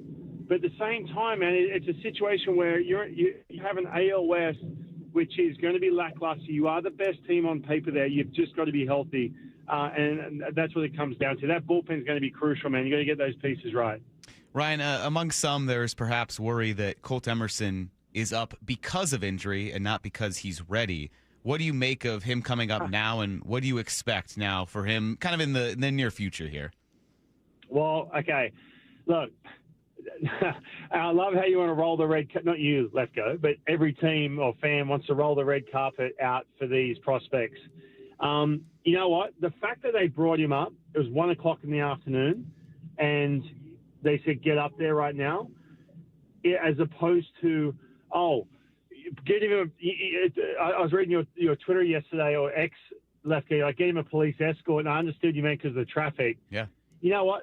I don't want this, bring him in on a, a horse and chariot, like all of a sudden. No. Get up, because we're getting an injury, and go produce, young man. Like, it's not thing where it's like, hey, you're just going to, this major league career of yours is just going to be plug and play. Now, you know what? Make it bumpy. Make him struggle. Push him to a position where he's got to perform. And look, the Mariners know this kid's character better than anyone. I'm telling you right now, you do not lock up someone. I don't know Colt Emerson like Justin Hollander or Jerry DiPoto know him, or the player development knows him. But when you're going to hand out someone, a $95 million deal, you have to know something about their character, right? And we saw this with Cal, Julio Rodriguez last couple of years with some of these extensions. Andres Munoz. You know the kind of kid that he is. And I'll give you a little insider here right now. Not that I want to throw him under the bus here. When Colt signed that extension, I texted him. I said, hey, man, awesome. I have a show. Can you jump on? And he said, hey, if you don't mind, I want to get to work here and get everything right, get my swing right, get everything going, and maybe when I get to the big leagues when I'm settled in. I was like, whoa, man. Wow. As opposed to, Dave, 20 years old, you just got told you're going to have generational, life-altering changes in your money. Like, your grandkids are going to be set. And yet you're sitting there, it changes things, man. You're playing with house money. He's sitting there going, no. I want to make sure everything's dialed in. I'm laser focused. I'm telling you, man, I'm not taking anything away from any other prospect coming up. 9 times out of 10, they would be like, yeah, I want to talk about it because it should be celebrated.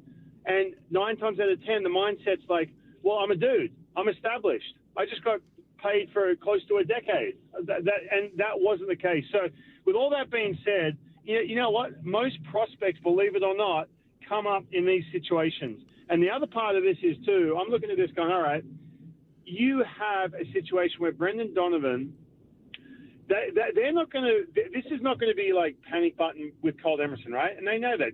They're not bringing him up and saying, oh, hey, you went 0 for 20 and you've had a rough couple of weeks.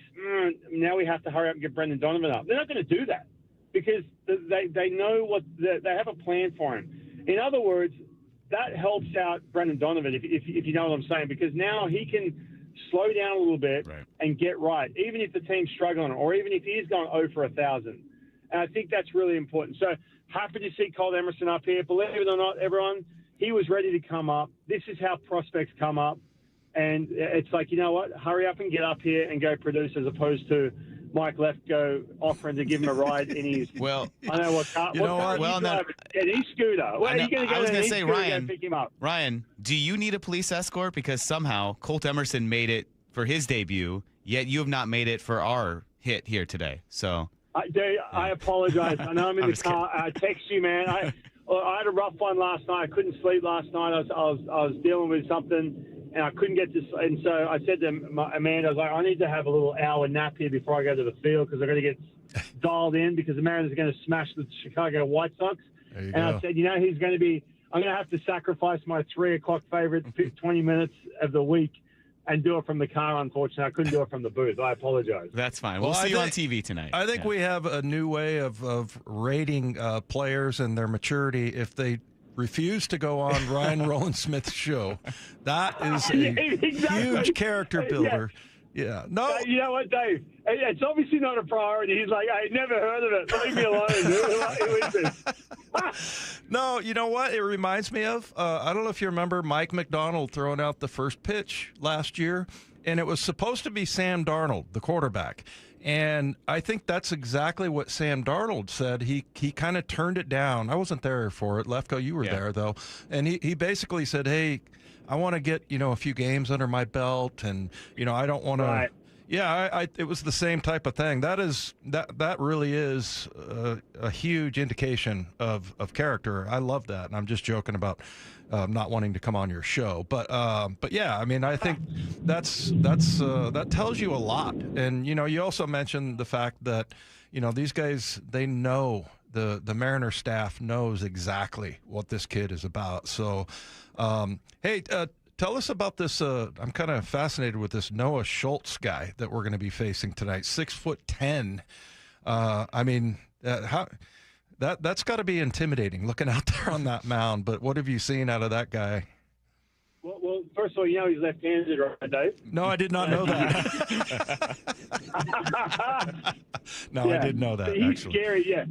No, 6'10", kind of funky. He does have, and again, I'm looking forward to watching him pitch. However, he is a guy who has a ton of command issues. So I think this is a good matchup for this Mariners team, who was super patient yesterday, especially too when you're struggling offensively to wake the bats up, get a bunch of traffic, get some 2-0 cookies down the middle of the plate, even though he's 6'10". But I'm looking forward to watching him. I haven't seen him in person yet.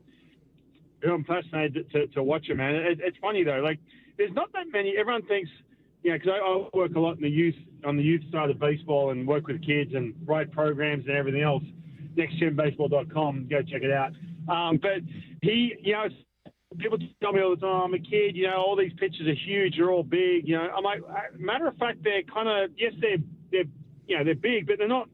Everyone tends to think that in order to get drafted, you've got to be like 6'6" plus. Man, it is tough to pitch and tough to put all those levers together and have that, moving down that mound when you got all that, those long levers. So you see that with Logan Gilbert sometimes. So, it's tough to put together. So I'm curious to see how he looks, but command-wise, I think it's a good matchup for the Mariners to get back on the horse offensively. Well, Ryan, of course, the thing that jumps out, though, is, when you say lefty, the well-known struggles already this season against lefties, and then here you go tomorrow, and it's Anthony Kay, again, who they struggled against. Is there something specific that jumps out about why these lefties have had success against the Mariners lineup, or is it just because it's, they're weird and they're left-handed?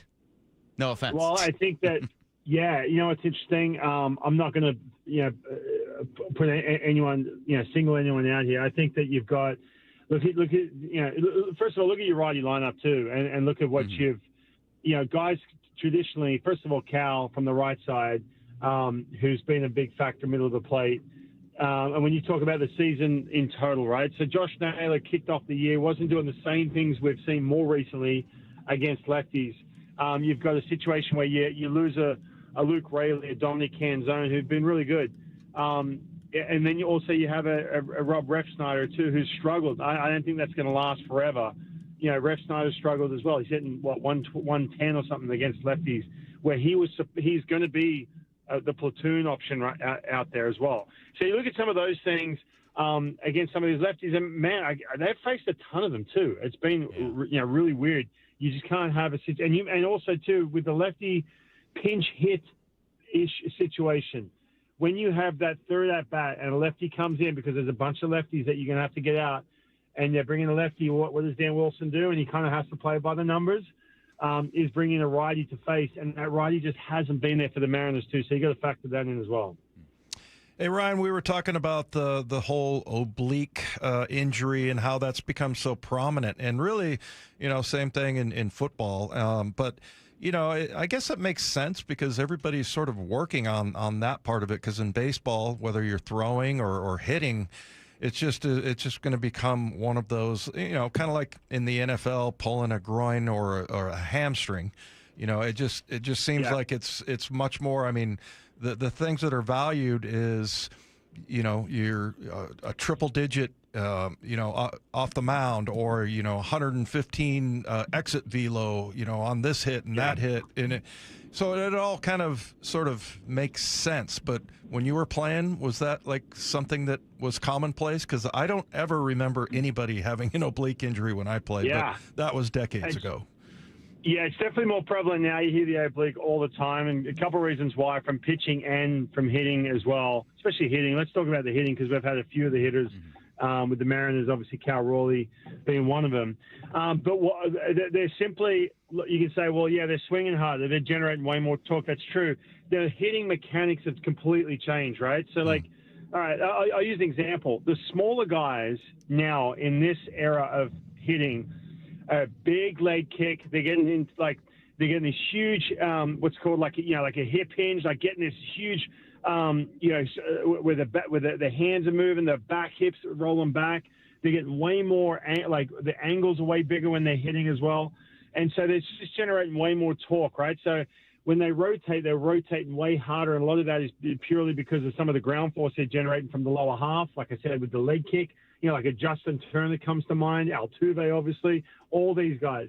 And the other part is, too, you're incentivized to get an EV score, exit velocity score, or a hard hit rate. So the amount of times you are going to swing harder, or the amount of times when you're in training in a batting cage with whether it be a TrackMan or the technology they're using when they take that swing, turn around, check out the screen to give them the exit velo as well. Wasn't the same when you're in the cage. You just have way more reps, moving at full speed, generating way more ground force and way more torque rotationally. And what's going to cop it? That dehydrated oblique as well, when you got off a flight or whatever it may be. So there's a lot of that, and obviously the same thing really happens on the pitching side as well. Next time we get you on video, I'm going to go get that picture of you pitching left-handed and put it on the screen. It's a signed card, Ryan. I have. It hangs up right in front of my cubicle to remind me, to motivate myself to strive to your levels of greatness. Hey, flip it around so I look right-handed. I'm telling you, it's a compliment, man. When someone says, "Oh, I thought you were right-handed," that means that you're a stud. I'm telling you, because you've got to be really good to be right-handed. Lefties can get away with stuff. I'm not kidding. Well, congrats. Wyman just gave you one of the nicest compliments of your career. So who knew? That's what we're here for. Nothing Dave Wyman says can upset me. By the way, he's the man. So of course, anything he says, it's all good. All right. Appreciate well, that. thanks, Ryan. Safe travels into the park, and we'll. I don't believe we'll you, talk but to you. I appreciate it. I'm dead serious. Let's go on the other hand. Yeah, No, I I'm know. kidding. Figured that was coming. No, anything I said would offend him, especially if we're talking pickleball. Correct. So, all right, Ryan. Good stuff. Thanks as always. We'll talk to you next week.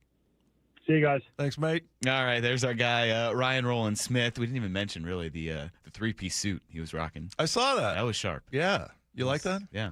Yeah. I thought he was going to show up today on our show, the three-piece suit. I thought maybe you'd have like a little gold watch also. The monocle? Yeah. Like the His Monopoly next Man. national TV appearance. Yeah. There's Ryan Rowland-Smith, joins us every Monday at 3 o'clock. Coming up next, we're going to talk football for a little bit because we got an explanation for why the Seahawks are opening up against the Patriots. Dive into that up next. Wyman and Bob on Seattle Sports and the Seattle Sports app. Brock and Salk. Two numbers tell the story of this Mariners season. Morning 6 to 10. 15 and 25. That'd be the record if you took away the wins versus Houston. In games not against the Astros, the Mariners are 15 and 25. The other number is 2. That's the number of games back the Mariners are in the very weak American League West. All of those things are true at once. There is a major issue with the way this team is played, but the division you're in is so weak that it's going to keep you in it forever. Only on Seattle Sports. If you've gained 20, 30, or even 40 or more pounds over the past few years and nothing seems to work anymore, listen up. I'm Dr. Coogan with Eastside Weight Loss, and our completely medication-free program has helped thousands in Washington lose 20 to 30 pounds in just 60 days. No drugs, no weekly shots, no muscle loss, no side effects, no forever monthly costs, just food, but the right type, in the right amount at the right time. All part of a detailed plan with expert coaching every step of the way that helps you reset your metabolism and burn fat. Schedule your free phone consult at eastsideweightlossklinik.com. Yeah, Mike Salk here, and Dr. Coogan is right. I can attest to losing 35 pounds with Eastside Weight Loss Clinic. It works. It's safer, less expensive than alternatives, with no injections or pills, and no scary side effects. Schedule a free consult and find out for yourself. Over 4,000 people have lost 20 to 30 pounds or more in just 60 days. Come to our clinic in Kirkland or do our program from anywhere you live with our remote options. Schedule your free phone consult online at eastsideweightlossklinik.com. Dr. Ryan Coogan, D.C. Results may vary. Woodworker, check. Metal worker or material handler, check. Equipment Sales and Surplus in Auburn offers competitive pricing on leading brands like Jet, Powermatic, Wilton, Bailey, and others. Whether you're a hobbyist or a fabrication shop needing metal forming machines, they have hundreds of machines and accessories. The only dealer offering scratch and dent and discounted items. Check them out in Auburn. EquipmentSalesandSurplus.com. Your go-to for woodworking, metalworking, or material handling. That's EquipmentSalesandSurplus.com. The warm weather has me thinking about summer plans. Stacy here to add one thing to the top of your list. Book a demo and check out the brand new all-electric wake boat from ARC. I got a ride in a brand new ARC Sport, and it was like a luxury EV on the water. Quiet, powerful, easy to operate, and low maintenance. They're doing demos in Lake Union, Lake Washington, and Lake Sammamish. Honestly, if I could drive one of these to work, I would. Schedule your demo at arcboats.com/demo. If you can't make it out to Kirkland, they'll pick you up. ArcBoats.com/demo. The NFL schedule dropped, and it's time to settle up. There's road trips to plan, hotels to book, tickets to split, tailgates to cover, scores to settle, all the things for the season. But now, when you send $10 or more to a friend with PayPal by May 28th, you could win 2 tickets to every home game of your favorite team. Yep, the whole season. Visit PayPal.com/P2P sweeps. No purchase necessary. See website for details, including how to enter by mail. Brought to you by PayPal, official peer-to-peer payment sponsor of the NFL. Okay, class, let's begin. Psst, love your boots. I just sold a pair like that on eBay. Oh, really? Yeah, it took like 2 seconds to list, and they sold almost immediately. I've been selling everything lately. Some chunky boots, a faux fur coat I never wore, and a vintage chair that was more of an expensive clothing rack. You know, I actually bought these on eBay. Wait, are you Kitty Sell Stuff from Brooklyn? Okay, quiet, please. Find what you love, sell what you don't. eBay. Things people love. Under these arches, opposing teams are put to the test. Can they hear themselves over the boom of the 12s? Can they withstand the Seattle elements? Can they compete against us? Touchdown, Seahawks! This city lives for Sunday. Get your tickets for Seahawks game days at Lumen Field and experience what this city lives for. Visit Seahawks.com today. Mariners and White Sox tonight at T-Mobile. 6:40 first pitch, pregame at 5:30. Listen live for free on the Seattle Sports app. This is a special alert to all Americans who own a vehicle with less than 200,000 miles with an auto warranty about to expire or with no warranty coverage at all. Due to a decline in the economy, CarShield is announcing a low-cost month-to-month vehicle protection plan that is now available to the public to save any driver out-of-pocket expenses on future auto repairs. Call now to find out how you can pay almost nothing for covered auto repairs. Yes, you heard that correctly. Pay almost nothing for covered auto repairs. An open phone line has been established for all drivers to call for a free quick quote. Call 800-292-4541 now. Drivers who are covered will not have to pay for covered repairs again. This protection plan is at an all-time low. Additionally, drivers who activate this vehicle protection today will also receive free roadside assistance, free towing, and car rental options at no additional cost. Call us for your free quick quote today. 800-292-4541. That's 800-292-4541. What do you have to lose? Call 800-292-4541. Again, 800-292-4541. Workdays can be unpredictable, but your workwear shouldn't be. With the Cintas Apparel Plus program, you'll have freshly laundered garments for everyone on your team delivered every week. Cintas has workwear for just about any job imaginable, with high-performance fabrics and an uncompromising fit that stretches and moves with you. Don't leave looking and feeling good to chance. Visit Cintas.com. Oh, I'm ready! And get ready for the workday. Earn an accredited MBA in as few as 16 months for about $21K at University of Maryland Global Campus. Explore 10 specializations, including finance, HR, cyber technology, and more. Plus, showcase the value of your MBA with a comprehensive learner record and digitally demonstrate in-demand skills and credentials to employers. No application fee if you apply by June 1st. Learn more at umgc.edu. Certified to operate in Virginia by SHAF.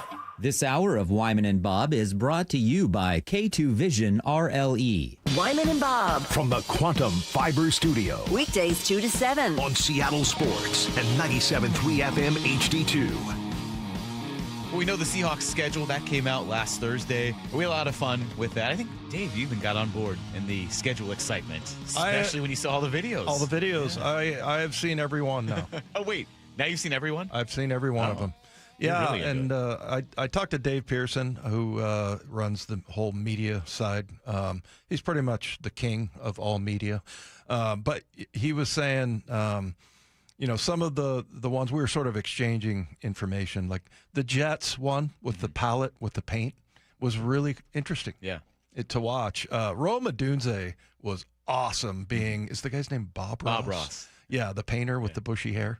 Yeah, so, and he was saying things like, just have fun with it, things like that. Or we can easily turn this bird into a jet, because the Jets were on. And so, yeah, I mean, the Chicago one was good.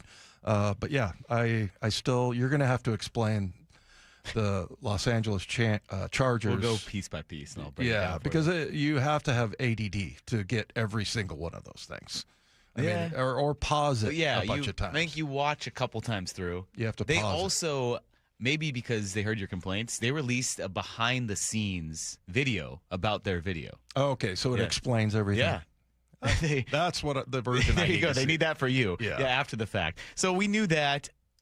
We were surprised maybe the choice to put the Patriots week 1 drew some raised eyebrows. Yes, it's a Super Bowl rematch, but it wasn't a particularly thrilling Super Bowl. In fact, if you weren't a Seahawks fan, probably one of the more boring Super Bowls in recent memory. It was over from the get-go. Patriots didn't score until the very end. I was just listening back, actually, to some Devon Witherspoon stuff, and I remembered he mentioned, and it was funny to hear him again, he mentioned how disappointed he was that the Patriots scored on them in the Super Bowl. In fact, wait, I'm going to find this right now. They wanted to pitch the shutout. Oh, was he mic'd? He was mic'd up? No, this was post-game, literally after the Super Bowl, and the Seahawks just won the Super Bowl, and there's Witherspoon talking about the fact that, well, they didn't shut out the Patriots. Like I said, we kind of let off the gas a little bit, and like I said, we're going to go back and watch the film about it, because you set a standard for yourself. You're going to hold each other to that standard. We was kind of mad we gave them 2 touchdowns at the end of the game, but, they went out there and earned it, though, but it's all right, man. We played a hell of a game tonight, so.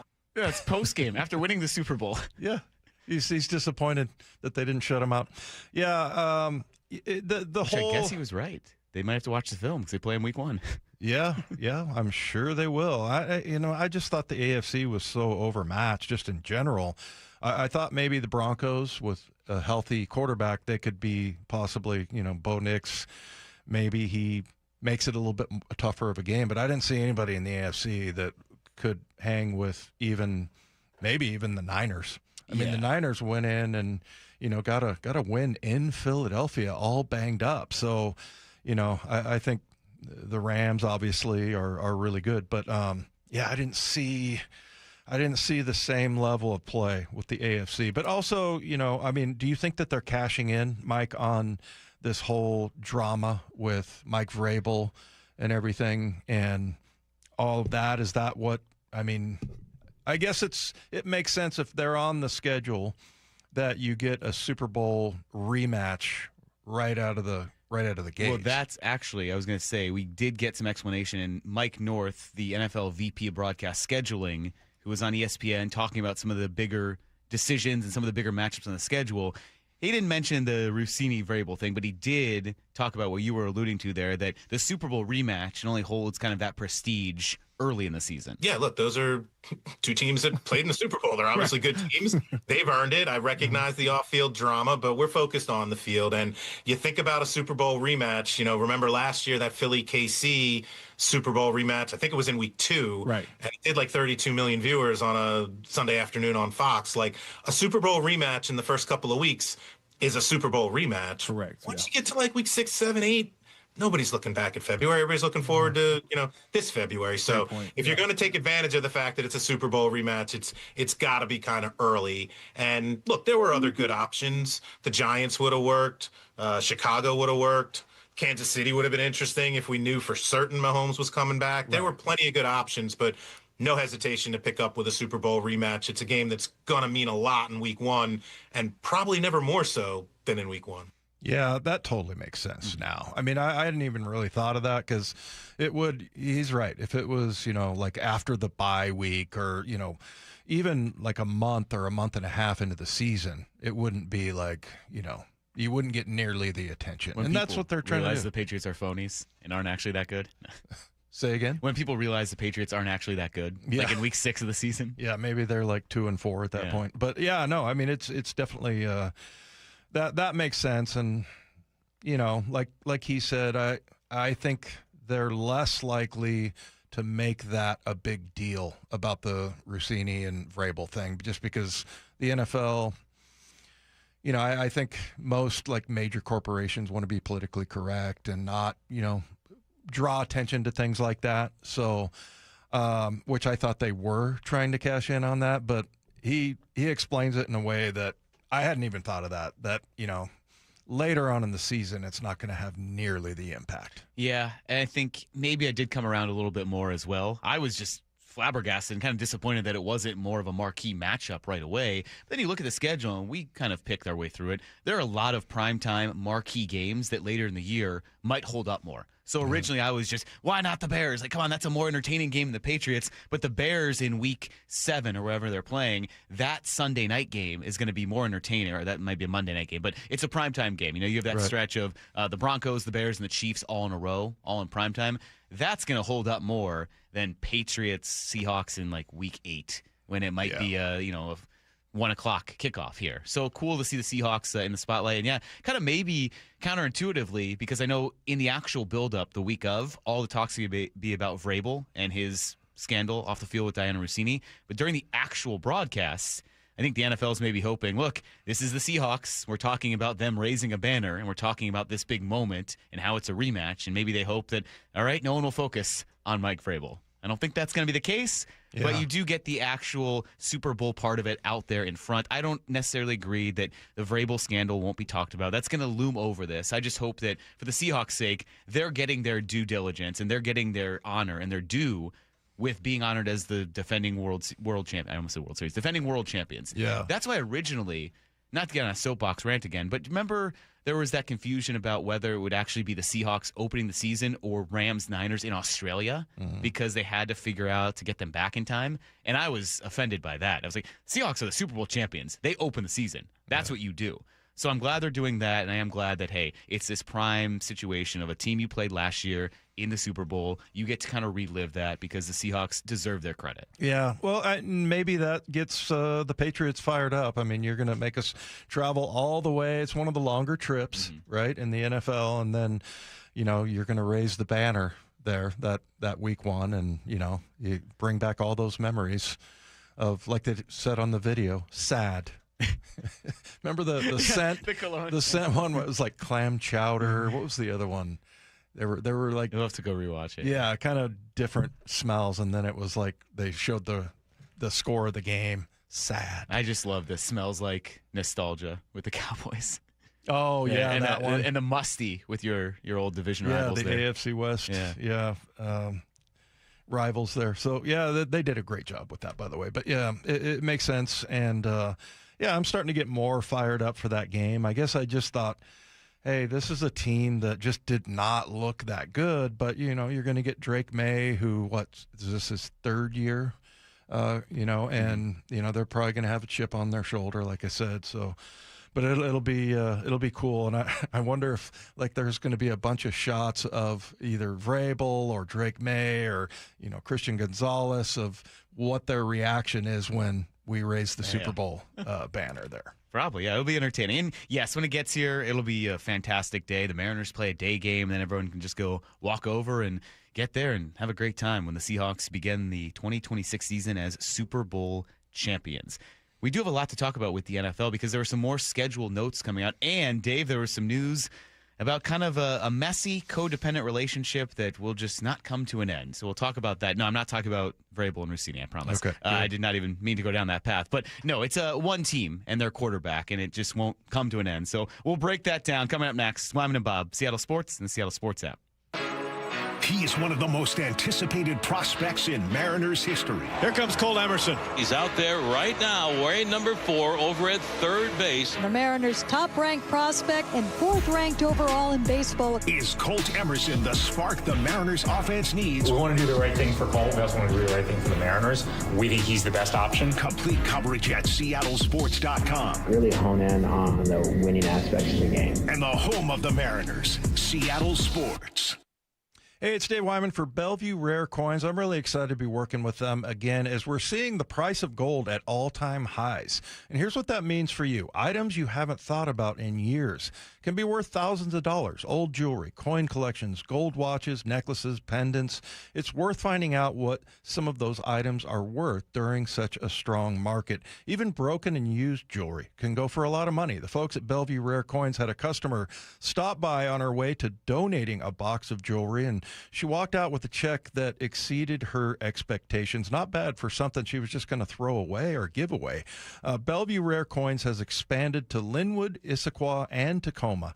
As the trusted authority for selling valuables for almost 5 decades, they offer free evaluations, no pressure, no obligation. A lot of people don't realize how valuable some of these things can be. So before you give anything away, get it checked out at Bellevue Rare Coins in Bellevue, Linwood, Issaquah, and Tacoma, or go to BellevueRareCoins.com.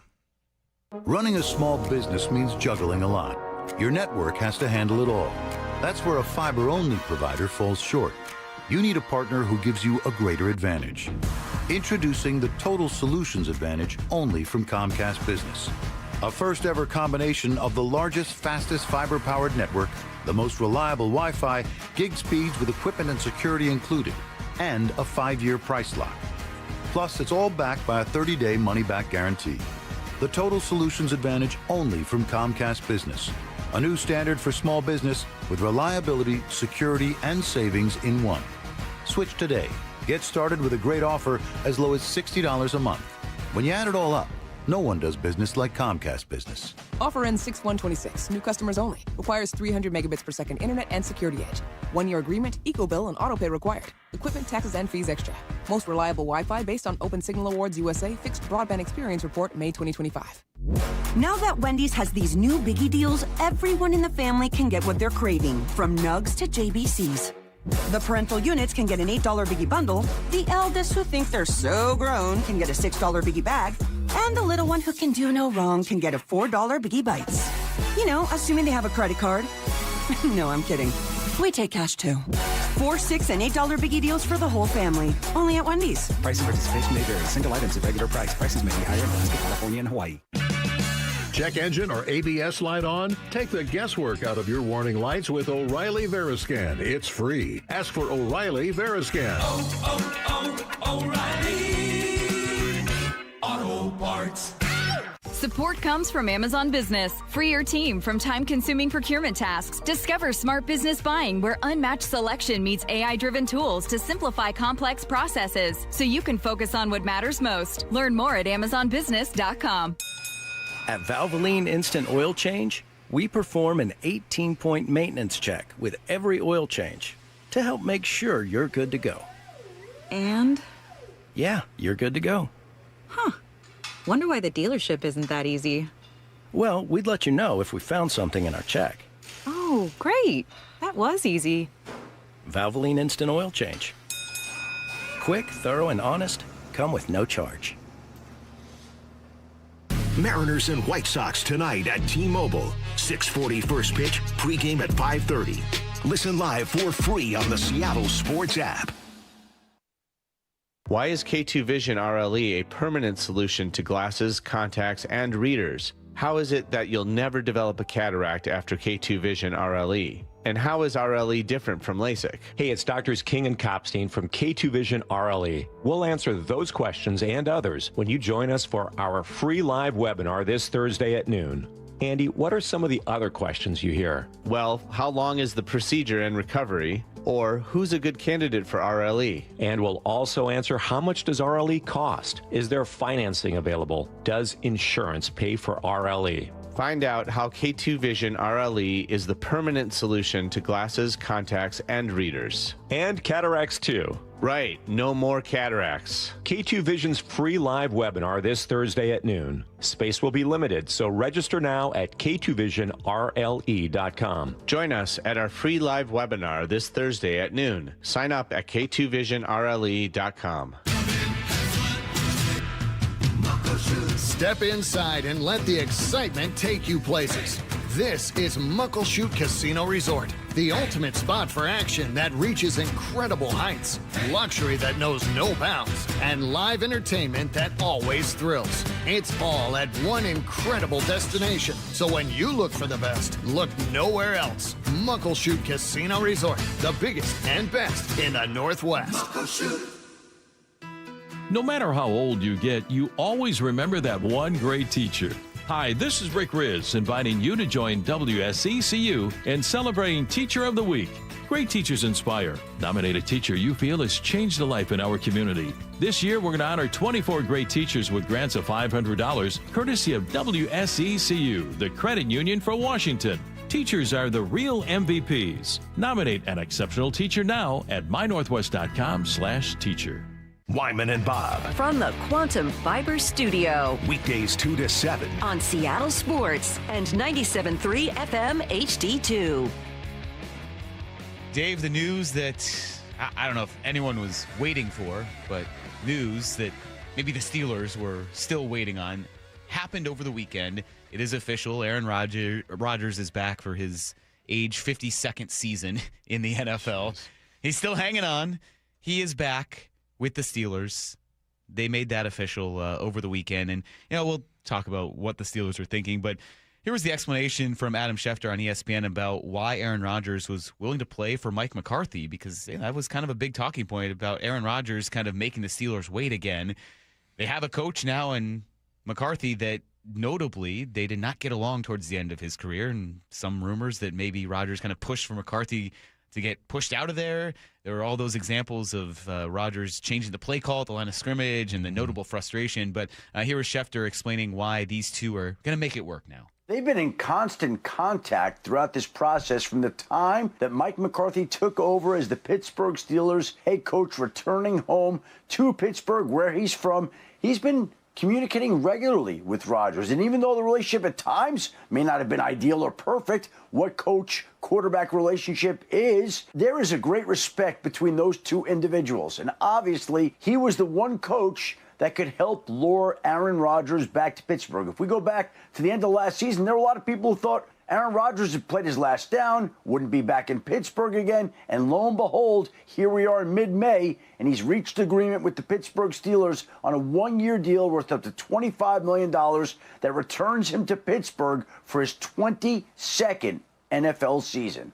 Wow. 42 years old. I think he's going to turn 43 during the season. But, I had kind of forgotten about the whole McCarthy thing and wanting to change plays and things like that. So, it makes sense. But, boy, that's a lot of money. And if you're him, it's like, what did you say? It's up to it's like 17 to 20 million. Schefter said there up to 25, which is, you'll kind of throw that out there because it makes it sound better. I think it is still a lot. It's guaranteed 22 million. So that's still a pretty hefty sum there. As you pointed out, the agents to put that big number out there, right? This is what I'm getting my client. You have to parse through the actual amount of money that's being given, what might not be, there.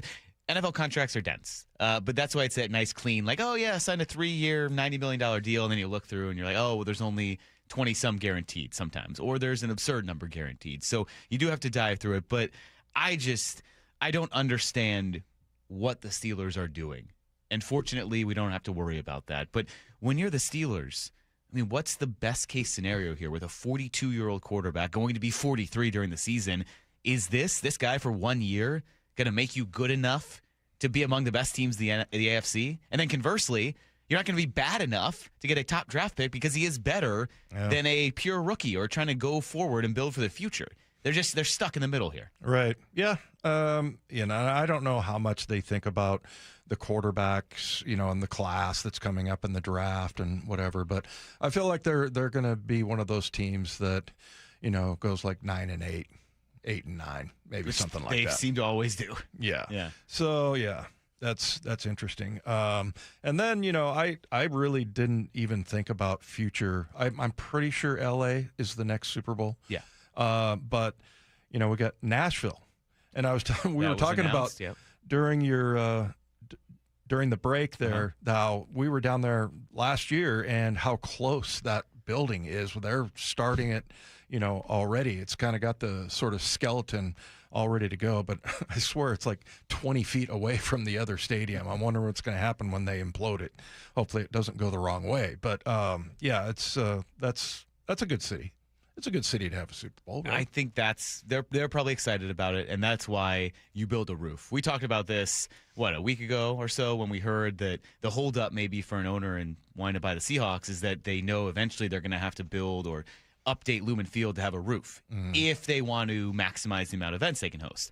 So you're seeing all these new stadiums like the Browns' new stadium, the Titans about to open have roofs to do that. So, hey, you announce you're building a new stadium with a roof, you get the Super Bowl. The NFL is expected to give it to them officially, I think, tomorrow. It'll be the 2030 Super Bowl.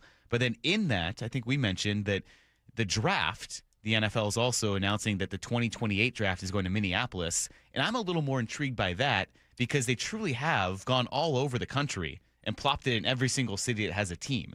I think they're going to work their way to Seattle eventually, and that would be exciting. The draft here, we've seen how many people flock to the NFL draft. I know you're amazed by it all the time. I am too. I cannot imagine just standing there. But to have the draft in Seattle would be a pretty cool and I think tangible goal to have this city get the draft over the next 5 to 10 years. Where do you think they would do it? That's another thing that we've kind of base kicked of the around. Space Needle, maybe, or that would look cool. That would be the coolest thing. But we were kind of thinking of the logistics, and when you saw 300-some thousand people, there's not enough space there. Yeah. So I don't know. I think the only place you could really do it is in the parking lot of Lumen, that north parking lot, kind of where they had the draft with the Steelers in their parking lot of their stadium, and stretch it back somewhere or all the way down, towards T-Mobile, and then you get some cool scenic city shots. And, they do some inventive things. So who knows? Maybe they do it on one of the piers down on the waterfront, and you build like that band shell for the picks, and then everyone spreads out all around and up towards Pike Place. Logistically, I assume that's the challenge and why they haven't had it yet. But hey, if they're going to Pittsburgh and Green Bay and Cleveland, you can host the draft in Seattle. Well, I'm not sure about the weather in those other places, but it would not be uncommon for it to pour rain the whole time. So I don't know what. But yeah, I mean, they've done it in Vegas. I can't remember Pittsburgh. What was the Green Bay? Remember Green Bay last year? Yeah, they had a ton of Detroit. Yeah, they've been everywhere. Yeah. So cold weather has not scared them when it's come to the draft. Yeah, I still don't get that. I mean, it is such a better product on TV. Yeah. Than going to it. So, but hey, people obviously I'm wrong because there was like 7 fully loaded stadiums as far as the number of people that were there. What was it, like 300,000, whatever the number was? I mean, it's just incredible what people do for that. I'll say this though, there were some really cool moments. And I'm trying to remember the running back's name, Eli something, the kid that the Steelers drafted that's from Navy. Oh, yeah. I think I'd stopped paying attention at that point. Yeah, no, it was really cool, and everybody was very excited. So, yeah, I mean, some of those moments, but I don't know, it just seems like such a hassle, and who would just want to go stand there? Yeah. Well, speaking of future things, the future has arrived for the Mariners. Colt Emerson made his debut yesterday, and after kind of weighing through it and talking to our guy, Rowland-Smith, there are some reasons to be extremely optimistic about what you might see over the course of this season. We'll talk about that coming up next. Mike Lefko and Dave Wyman with you. It's Wyman and Bob on Seattle Sports and the Seattle Sports app. Mariners GM Justin Hollander, exclusively with Brock and Salk. If you hadn't had the Donovan injury, would we have seen him very soon anyway? Probably not very soon, but those conversations had started. So I think within a month, probably, we really were happy with what we were seeing at the plate for him over the last couple weeks and seeing real sizable jumps in at that quality and his ability to drive the ball. Hear the full conversation on the Seattle Sports app and Seattle Sports on YouTube. In 2026, Bay Alarm celebrates 80 years of security. With burglar and fire alarm systems, 24/7 in-house monitoring, and local service, our promise to the Puget Sound remains the same.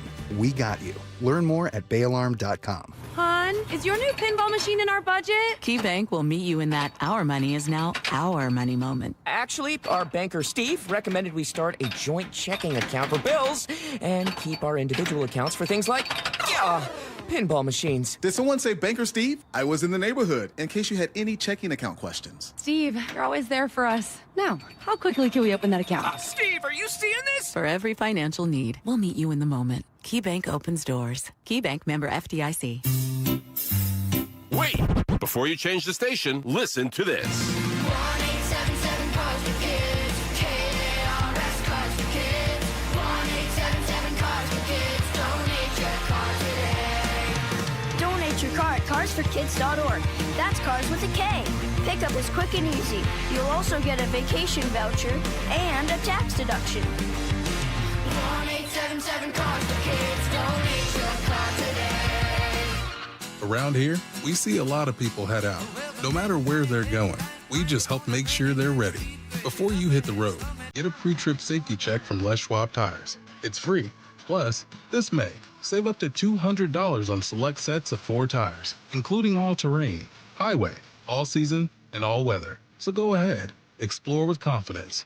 Les Schwab Tires. We're here to help you take the long way. Limited time offer while supplies last. See leschwab.com/sale for details. Stacy here. Sell your car to Wayscar Ford, and when they resell it, they share half their profit with you. That's right. Sell your car to Wayscar Ford, Isuzu, and Auburn. They'll pay you today for your car, and once they resell it, they'll share half their profit with you. WayscarFord.com. With Progressive's Name Your Price tool, you can choose the best coverage option for you. Because you know you. Like, you know that hiking isn't for you. Sure, it sounds nice to be in nature while exercising, but that's what a gym and houseplants are for. I mean, you don't even like walking upstairs. So why would you walk up a hill for miles? To what, end up high in the air? Come on, you know you're scared of heights.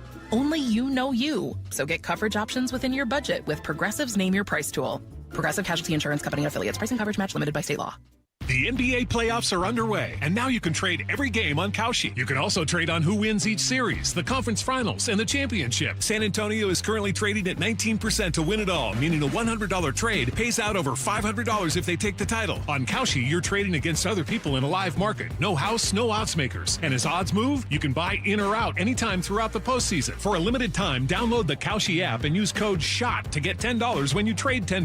Kalshi. Kalshi. Trade on anything. Get in the zone, AutoZone. Welcome to Markdowns for Miles at AutoZone. Thanks. Is oil marked down? Save up to $15 when you buy 5 quarts and a filter. And fuel treatment? 2 for $9 on Lucas. Brake pads? Marked down to free. Free? Get free Duralast brake pads when you buy 2 Duralast rotors. That's several markdowns. For many more miles. Get in the zone, AutoZone. Restrictions apply.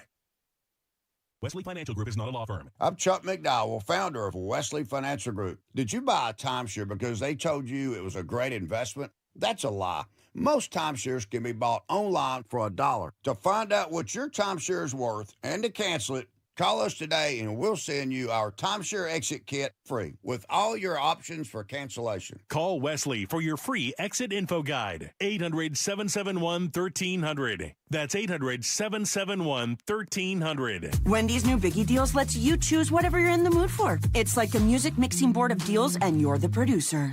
Go with some chill folk music with a JBC in the $4 Biggie Bite snack. Try the drum and bass of deals with a double stack in the $6 Biggie bag. Or go full on sandwich symphony with an $8 Biggie bundle. The grand finale of snacking. And the best part? They all come with napkins. 4, 6, and $8 Biggie Deals how you want them at Wendy's. Price and participation may vary. Single items at regular price. Prices may be higher in Alaska, California, and Hawaii. Support comes from Amazon Business. You can't rely on guesswork to run your business. With smart business buying, innovative AI tools optimize your purchasing experience, paired with delivery options built for business. Empower your team today. Learn more at AmazonBusiness.com. Save $2 when you buy 2 cans of Superior Products Coverall tire dressing. Plus, get 4 times O-Rewards points now at O'Reilly Auto Parts. O'Reilly Auto Parts. Let's go! This is Seattle Sports. Streaming through the Seattle Sports app. KIRO AM Seattle. KIRO FM HD2 Tacoma. Home of the Seahawks, Mariners, and everything Seattle sports. Seattle Sports Snapshot. Mariners made a handful of roster moves earlier today. Left-handed reliever Robinson Ortiz was recalled from AAA Tacoma. Patrick Wisdom was also reinstated from the IL and recalled back to Seattle as well. So the 2 going down, Domingo Gonzalez and Leo Rivas, they have both been optioned down to AAA Tacoma. For the Mariners tonight against the White Sox, Brian Wu does get the ball to start the series. 6:40 first pitch. You can hear pregame coverage beginning here at 5:30 on Seattle Sports. Mariners will face a 6'10 lefty, Noah Schultz, who's in his rookie season with the White Sox. And some other AL West news. Jose Altuve has been placed on the IL with a grade 2 left oblique strain. Snapshot, brought to you by Miller Lite. When it's game time, it's Miller time. This hour is serviced by the Lee Johnson Auto family. From the Quantum Fiber Studio, this is Wyman and Bob. On Seattle Sports. Streaming live on the Seattle Sports app and at seattlesports.com. Now, here are your hosts, Dave Wyman and Bob Stelton. Mike Lefko and Dave Wyman here with you. We're leading up till 5:30 before Shannon Drayer will have Mariners pregame for you. And Shannon will join us at 4:30 here to talk about a pretty eventful weekend. A lot happening, some injury news, the call-up of Colt Emerson. We'll talk about all of that. But Dave, I'd be remiss if I didn't mention that tonight is Josh Naylor bobblehead night. Tonight and tomorrow, the first 10,000 fans. And we have a Josh Naylor bobblehead here if you are watching. It's the first ever Josh Naylor Mariners bobblehead. We don't want to ruin the integrity of it, so I'm only half taking it out if you're watching on the stream. It's too bad they didn't put a hockey stick. Yeah, I would say if you're listening, we'll describe it for you. You should have a removable piece that you could choose: a bat, a hockey stick, maybe a jersey, a hockey jersey you could put on. Yeah, but it is kind of sweater, cool. Mike. Sweater, right? Yeah. Although there's some discrepancy. Supposedly, you can call it a jersey, and that's okay. Only the kind of like calling the clubhouse a locker room. Yeah, you know what? Hey, sometimes lighten up. Yeah, right. Exactly. Lighten up. There is a cool story behind this. So I don't know why the bat is detachable here, but this swing and this pose with Naylor, it was based on that swing he had against the Rockies that Tuesday night when he drove in 3 runs to clear the bases in the 8th inning, and it helped the Mariners clinch the playoffs. They clinched that night. They were trailing 2-0 in the 8th. It was the first game of the homestand that final week of the season. It became a very eventful week because then the next night, Cal hit home run 59 and 60, and they won the division. But that swing, a ground-shaking moment, I think Naylor described it as such afterwards, cleared the bases, Mariners go on to win, clinch the playoffs, and that's what this bobblehead commemorates. Okay. The pictures on the side and everything are from that at-bat. Yeah. I like it. There you go. All right, so Josh is he's really endeared himself to Mariner fans. They love him. They absolutely love him, and for good reason. So, and that happened fast too. Like a lot of times, takes a while to kind of get to know these players and everything. But he just instantly was like, "Hey, I think it's a hitter's park. I love the fans here." Talked about how his family loves the fans. I mean, couldn't have done well. And here's the other thing about it: he is very earnest when he talks. Mm-hmm. He's not just throwing out a bunch of hype there. I think he's a kind of a serious guy. I think he's also sneaky funny. Yeah. So like him telling me that I did not pronounce his hometown correctly. Do you want to try it? I don't want to try it. It's tough. Mississauga, something like that. Anyway, I go, did I pronounce that right? No, you did not. I love that about him. So, yeah, that'll be a popular one. How about the Mariners? They kill it with their giveaways. I mean, you saw the Hello Kitty bag. Did you see the line? That's what you're excited about? No. No, the line. Yes. When you went over to the pregame. Well, I had to fight my way through the line. God. Yeah.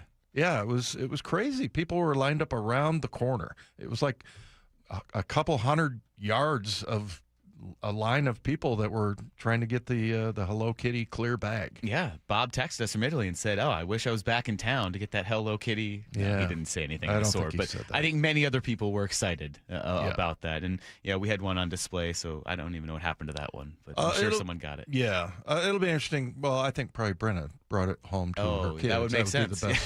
The best thing. But yeah, I mean, I'm curious how popular this one's going to be because, like I said, he's a fan favorite, and like last year at this time, he wasn't even here. No, that's crazy. Well, speaking of another guy who we hope will be a fan favorite, I'm sure he will in short time, Colt Emerson was called up yesterday, 2.5 hours notice, got to the ballpark, got there faster than Ryan Rowland-Smith can get to the ballpark. No, I'm just kidding, Ryan, if you're still listening. But Emerson made his debut, drew a walk in his first plate appearance, and now he is in the lineup again, which we expected. He's going to play every day, as Justin Hollander said, or nearly every day at third. So he's playing third and hitting 8th tonight.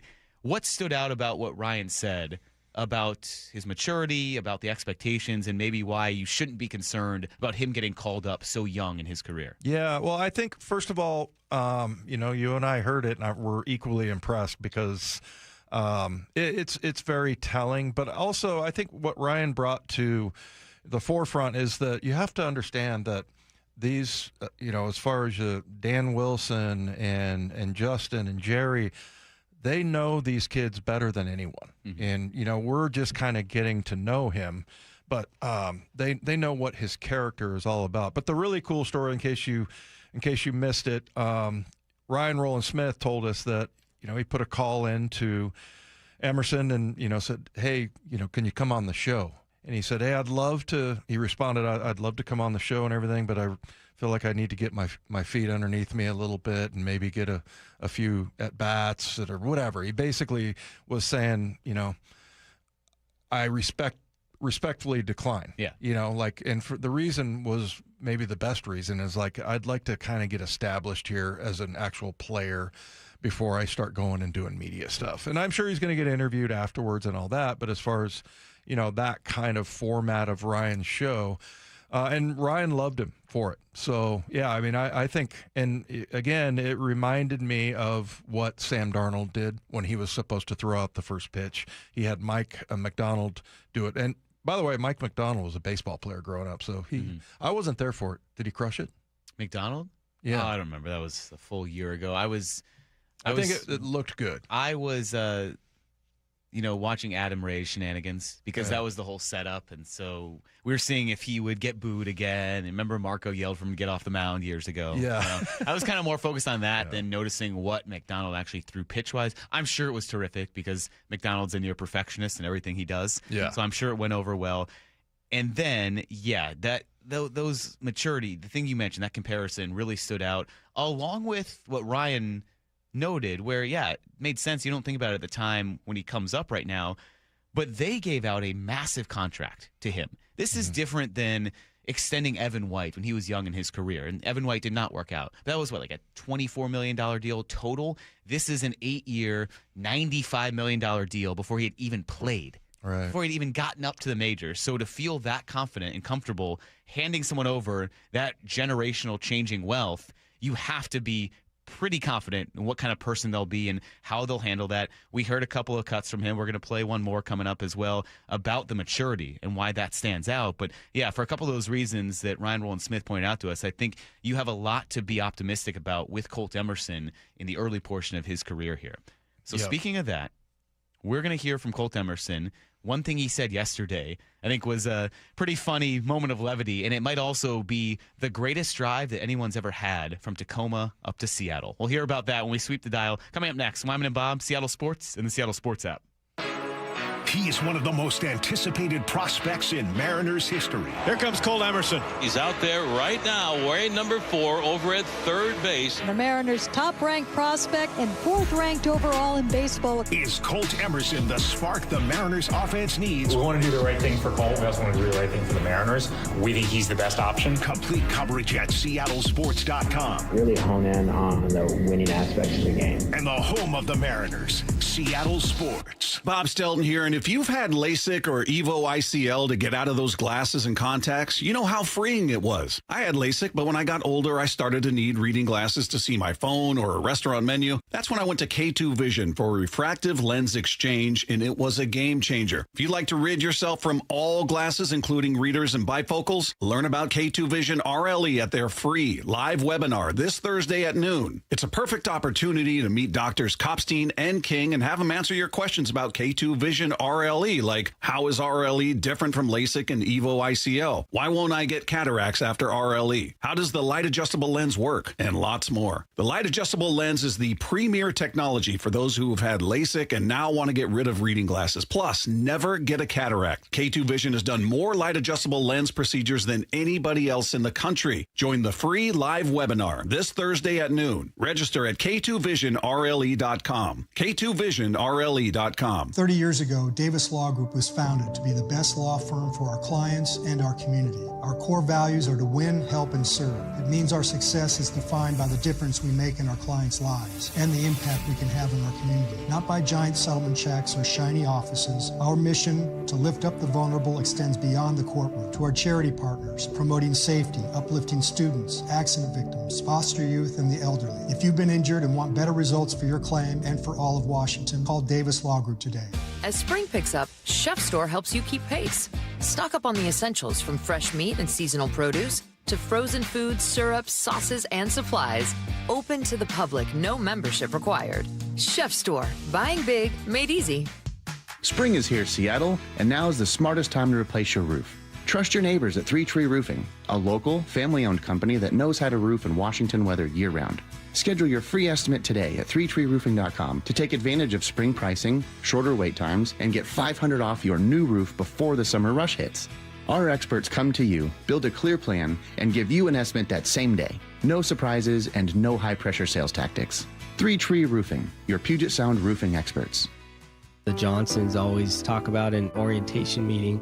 Their dad and grandpa, they always maintain that it's a people business. Lee Johnson Auto Family, the LJ way.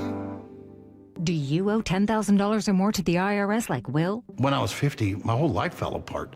I lost my job, I lost my wife, I lost the house, I lost pretty much everything except for my life. When the IRS came calling, I just didn't have it in me. I felt like Wile E. Coyote, just waiting for that IRS anvil to drop. Then Will found Tax Relief Advocates. I heard their advertisement on the radio, I wrote down the number, and I made the call that changed everything. The IRS gave me a bill for $40,000. Tax Relief Advocates got that down to $3,200. I've paid 9 cents on the dollar. Now that's a great deal in anybody's book.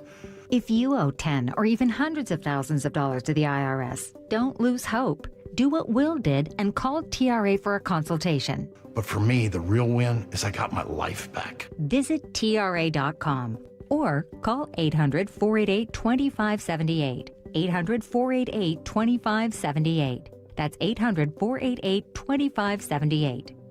Mariners and White Sox tonight at T-Mobile. 6:40 first pitch, pregame at 5:30. Listen live for free on the Seattle Sports app.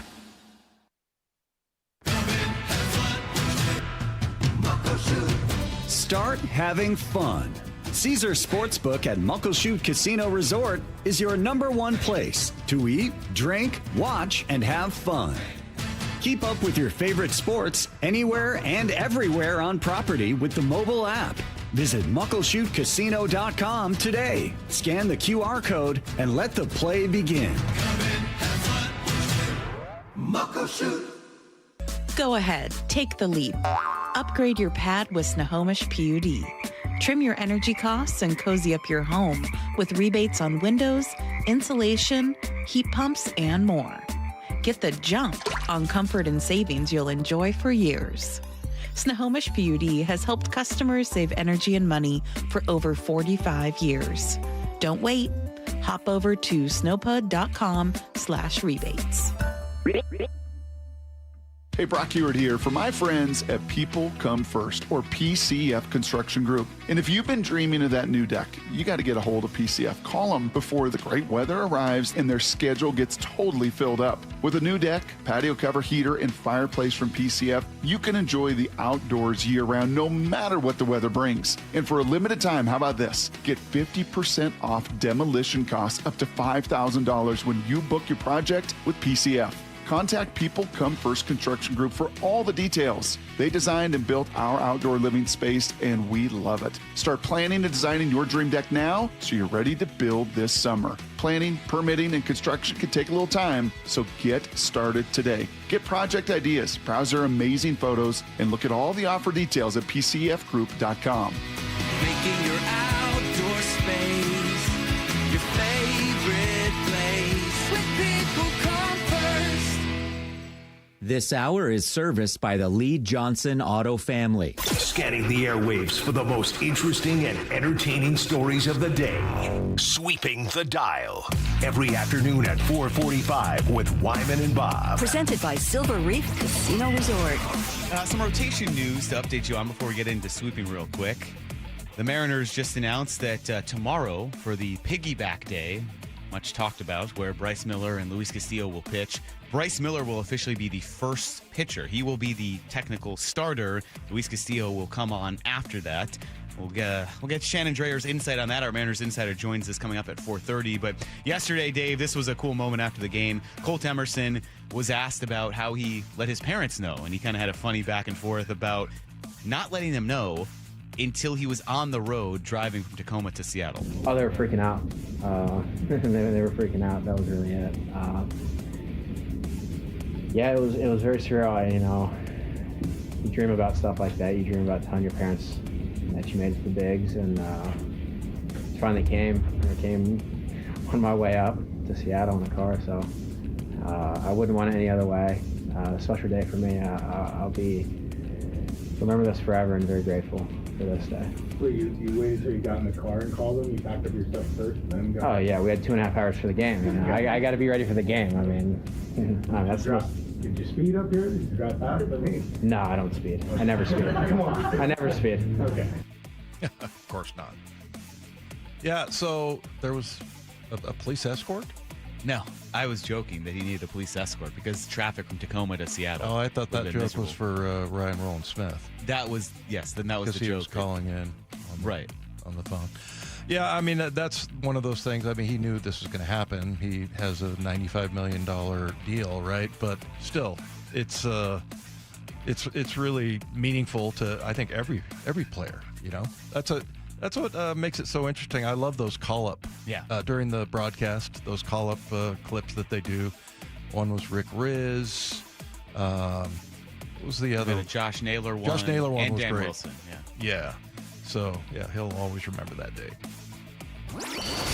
Sweeping the dial. Justin Hollander spoke before the game yesterday as well to kind of break down the news, first of all, that Brendan Donovan was going to the IL, and then to talk about Colt Emerson. And here he was giving some clarification on why they brought Colt Emerson up yesterday and then where he'll play moving forward. Yeah, I mean, I don't want to write the lineup out for Dan. My guess is he'll play primarily third base. He's certainly not going to be in a true platoon or anything like that. Whether it's every day or not, we'll find ways to get him a day off his feet. It'll also allow us to maybe get JP off his feet occasionally. So there'll be an occasional day that's short as well. Again, he's doing all the right things. I think there was a slow start at AAA, which is normal for someone who's so young to be at that level. He was also hurt. His wrist was really bothering. What we've seen since he's come back from the cortisone shot has been really exciting. Bat speed is way up, sort of back to and above his norms. He's hitting the ball hard. He looks loose. He looks comfortable. He looks confident up there. He's starting to put together quality at bat after quality at bat. There's no reason that can't translate over to what happens on this field out here. Yeah, I think a lot of people might freak out over the cortisone shot there, but that's kind of commonplace. And really all it does is just help you heal up, right? Just a little bit. Yeah, the wrist issue was something where initially he was off to a hot start. He had high strikeouts, and you're like, okay, well, there's no need to kind of get him up here. And so the concern was that, yes, the strikeout numbers were a little too high at AAA, and if it's high at AAA, it's going to be harder at, Major League Baseball, obviously. So there was that concern of, all right, well, should he come up yet? Was trending in a good direction, seems to be healthy, as Hollander mentioned there with the cortisone shot. And I think more importantly is he kind of broke down that, yeah, he's going to play third base every day. So that might help moving forward, where someone like Brendan Donovan, we've seen this kind of recurrent injury. It doesn't go away because of his style, because of third base and how much of a grind that takes on your body. So, hard stop, start, tough horizontal movement. Not having to play third base every day, I think, will certainly help, where Donovan can come back in and maybe he plays there once while Colt Emerson gets a day off. And then Emerson's back in the lineup and Donovan goes to left field, where Randy Arozarena has played every day. He does a remarkable job of posting, but you can give him a day off his feet. So it seems like with that plan to kind of rotate Donovan all the way around, maybe true utility, you don't put the grind of all that wear and tear on that same part of his body that has now been re-aggravated at third every day. Sweeping the dial. Well, unfortunately, yesterday, after all the excitement, it was a tough end to the weekend series against the Padres. George Kirby got into the sixth. The Padres had a lot of success there in the sixth. They scored 5 runs in that inning, knocked Kirby out after 5 2/3. And afterwards, he was breaking down one area where he just kind of wanted to clean up a little bit moving forward. Yeah, it's tough. You always want to keep going and stay out there as long as you can, but I feel like the second you start thinking otherwise and start trying to do too much to some of this, some of that, kind of just doesn't go in your favor. So like I've always said before, just gotta make sure I'm in control and committed to my stuff and not really worrying about everything else that's going on. All right, sounds like a good process he's got going there. Don't try to do too much. You hear players saying that all the time. So, by the way, I got a text back from Divish real quick. Okay. So the piggyback thing, I asked him, how did you phrase that? He said, who is carrying and who is riding? There we go. I told you he had a funny way of putting it. I didn't know the exact terminology, but yes, that's a good way of putting it. So Bryce Miller will do the carrying, I guess, because he's getting the start tomorrow, and Luis Castillo will be the piggybacker. He'll be jumping on for the ride there. Yeah, and in that scenario, you want to be the piggybacker. You want to be riding. You don't want to be the guy. Yeah, less work, I guess. Yeah. But if we really want to dig into this metaphor, I guess as a starter, you shoulder the workload. So you want to be the guy kind of carrying. But the guy coming out of the bullpen, it's easier work. Just ask Ryan or Charlie about that. Yeah. No, we'll see. We'll ask the our two Mariners. left-handed pitchers. Yeah. Well, one's right-handed, as we know, Dave. That was funny. It was. I like that I feel like you can't upset Ryan Rowland-Smith. Yeah. He always has. He's like, oh, that was a compliment, actually. Like, how do you turn that around? I know. Would that be so? Your equivalent? Would it be like almost as offensive as someone just said, "I didn't know what position you played"? Yeah. They're like, I knew thought he was a pitcher. I thought you played safety. Yeah. You might have thought. Yeah, it would probably be the equivalent of like thinking that I played on offense or something like that. Yeah, there. Didn't even think about that. Wow. Hey, I thought you were a fullback. Yeah. not a linebacker. Right. Yeah. So there was some insight from George Kirby. I think that was a tough part of that weekend series as well, is that Gilbert and Kirby lined up, and on paper they are two of your better starters, but Kirby has that tough outing where we've seen flashes of him being very good. The 6 hits and the 6 runs he gives up, ultimately too much for the Mariners to overcome in that 8-3 loss, and they are swept by the Padres. But yes, a lot to talk about, not just yesterday with all the injury news and the move to call up Colt Emerson, but today we got the news of who's starting tomorrow, Bryce Miller and Luis Castillo in that piggyback role. So plenty to talk about with our Mariners insider, Shannon Drayer. She joins us next here, Wyman and Bob on Seattle Sports and the Seattle Sports app. Think you know the Mariners? Not if you aren't subscribed to the Daily Mariners newsletter from Seattle Sports. That's what they've been waiting for. The latest Mariners news and injury updates. Exclusives from Mariners insider Shannon Drayer. You look at the pieces and how it works. Plus the best takes and breakdowns from your favorite Seattle Sports hosts and contributors. The Mariners seem to be trying to build something that I think is a little bit more sustainable. The Daily Mariners newsletter. Monster solo home run. Subscribe at seattlesports.com/newsletter. Hey, it's Dave Wyman here, and you've heard me talk about a local company for over a year now, Harley Exteriors. And I recently sat down with them, and I was very excited to hear about the many Seattle sports listeners that they've worked with on window and door replacements. And Harley Exteriors has stepped up with a can't-miss offer. $450 off each new window, $1,000 off each patio door or entry door, 12-month and 18-month no interest, no payment options, plus $200 off your final project total. And if that isn't enough to get you started on your new project, I don't know what is. So schedule a consultation just like I did. Call 833-HARLEY, that's HARLEY, or go to harleyexteriors.com. Minimum purchase of 4 windows required for window discount. Qualifying windows must be 36 by 36 or larger. No size minimum on patio or entry doors. Financing subject to credit approval. Cannot be combined with other offers outside this promotion. Offer valid through May 31st. If you have unfiled taxes or are in debt to the IRS, this is important news. Did you know the IRS has programs specifically designed to help people struggling with tax debt? Powerful tax assistance programs that can save you thousands if you qualify. No one knows these programs better than the experts at Optima Tax Relief, America's most trusted tax resolution firm, A-rated by the Better Business Bureau. Their award-winning tax attorneys and licensed professionals have resolved over $3 billion of tax debt for their clients. One call to Optima can start the process, helping to put an end to your worries about wage garnishment, asset seizure, and other aggressive IRS actions. Find the best options to solve your tax problems. Call the experts at Optima Tax Relief today for a free consultation. Call 800-343-6460. 800-343-6460. 800-343-6460. Optima Tax Relief. Some restrictions apply. For complete details, please visit OptimaTaxRelief.com. Okay, I have to tell you. I was just looking on eBay where I go for all kinds of things I love, and there it was. That hologram trading card. One of the rarest. The last one I needed for my set. Shiny like the... designer handbag of my dreams. One of a kind. eBay had it, and now everyone's asking, ooh, where'd you get your... windshield wipers. eBay has all the parts that fit my car. No more annoying... just beautiful.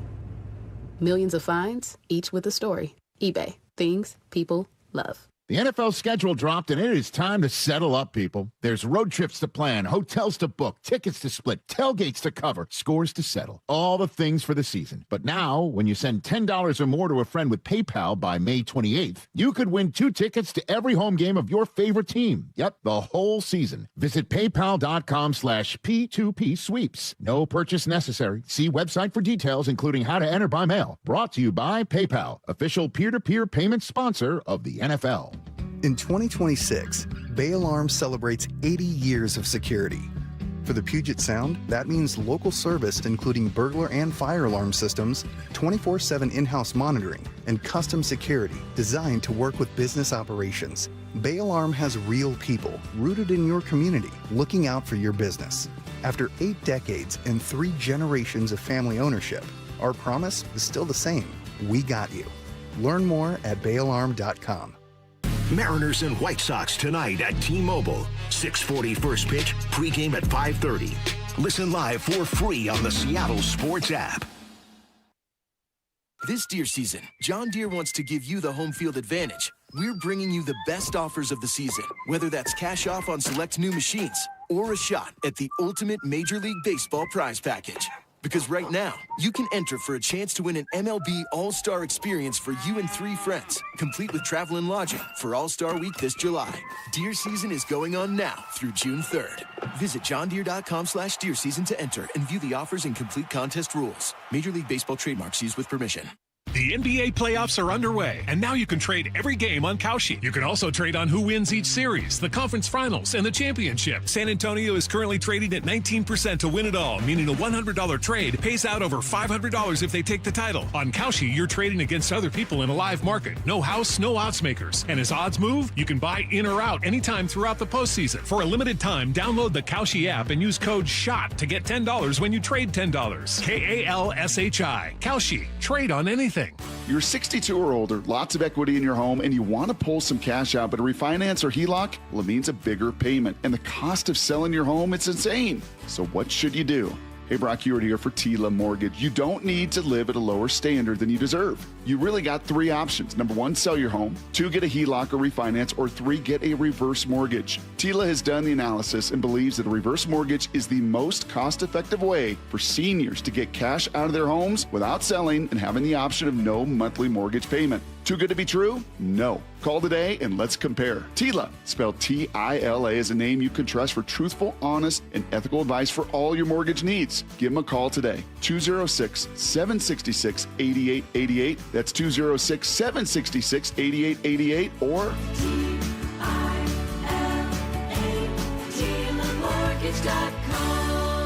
Insurance and property taxes are borrower's responsibility. Tila Mortgage LLC is a mortgage broker. NMLS 2472046. From the Quantum Fiber Studio, you're listening to Wyman and Bob. Weekdays 2 to 7 on Seattle Sports and 97.3 FM HD2.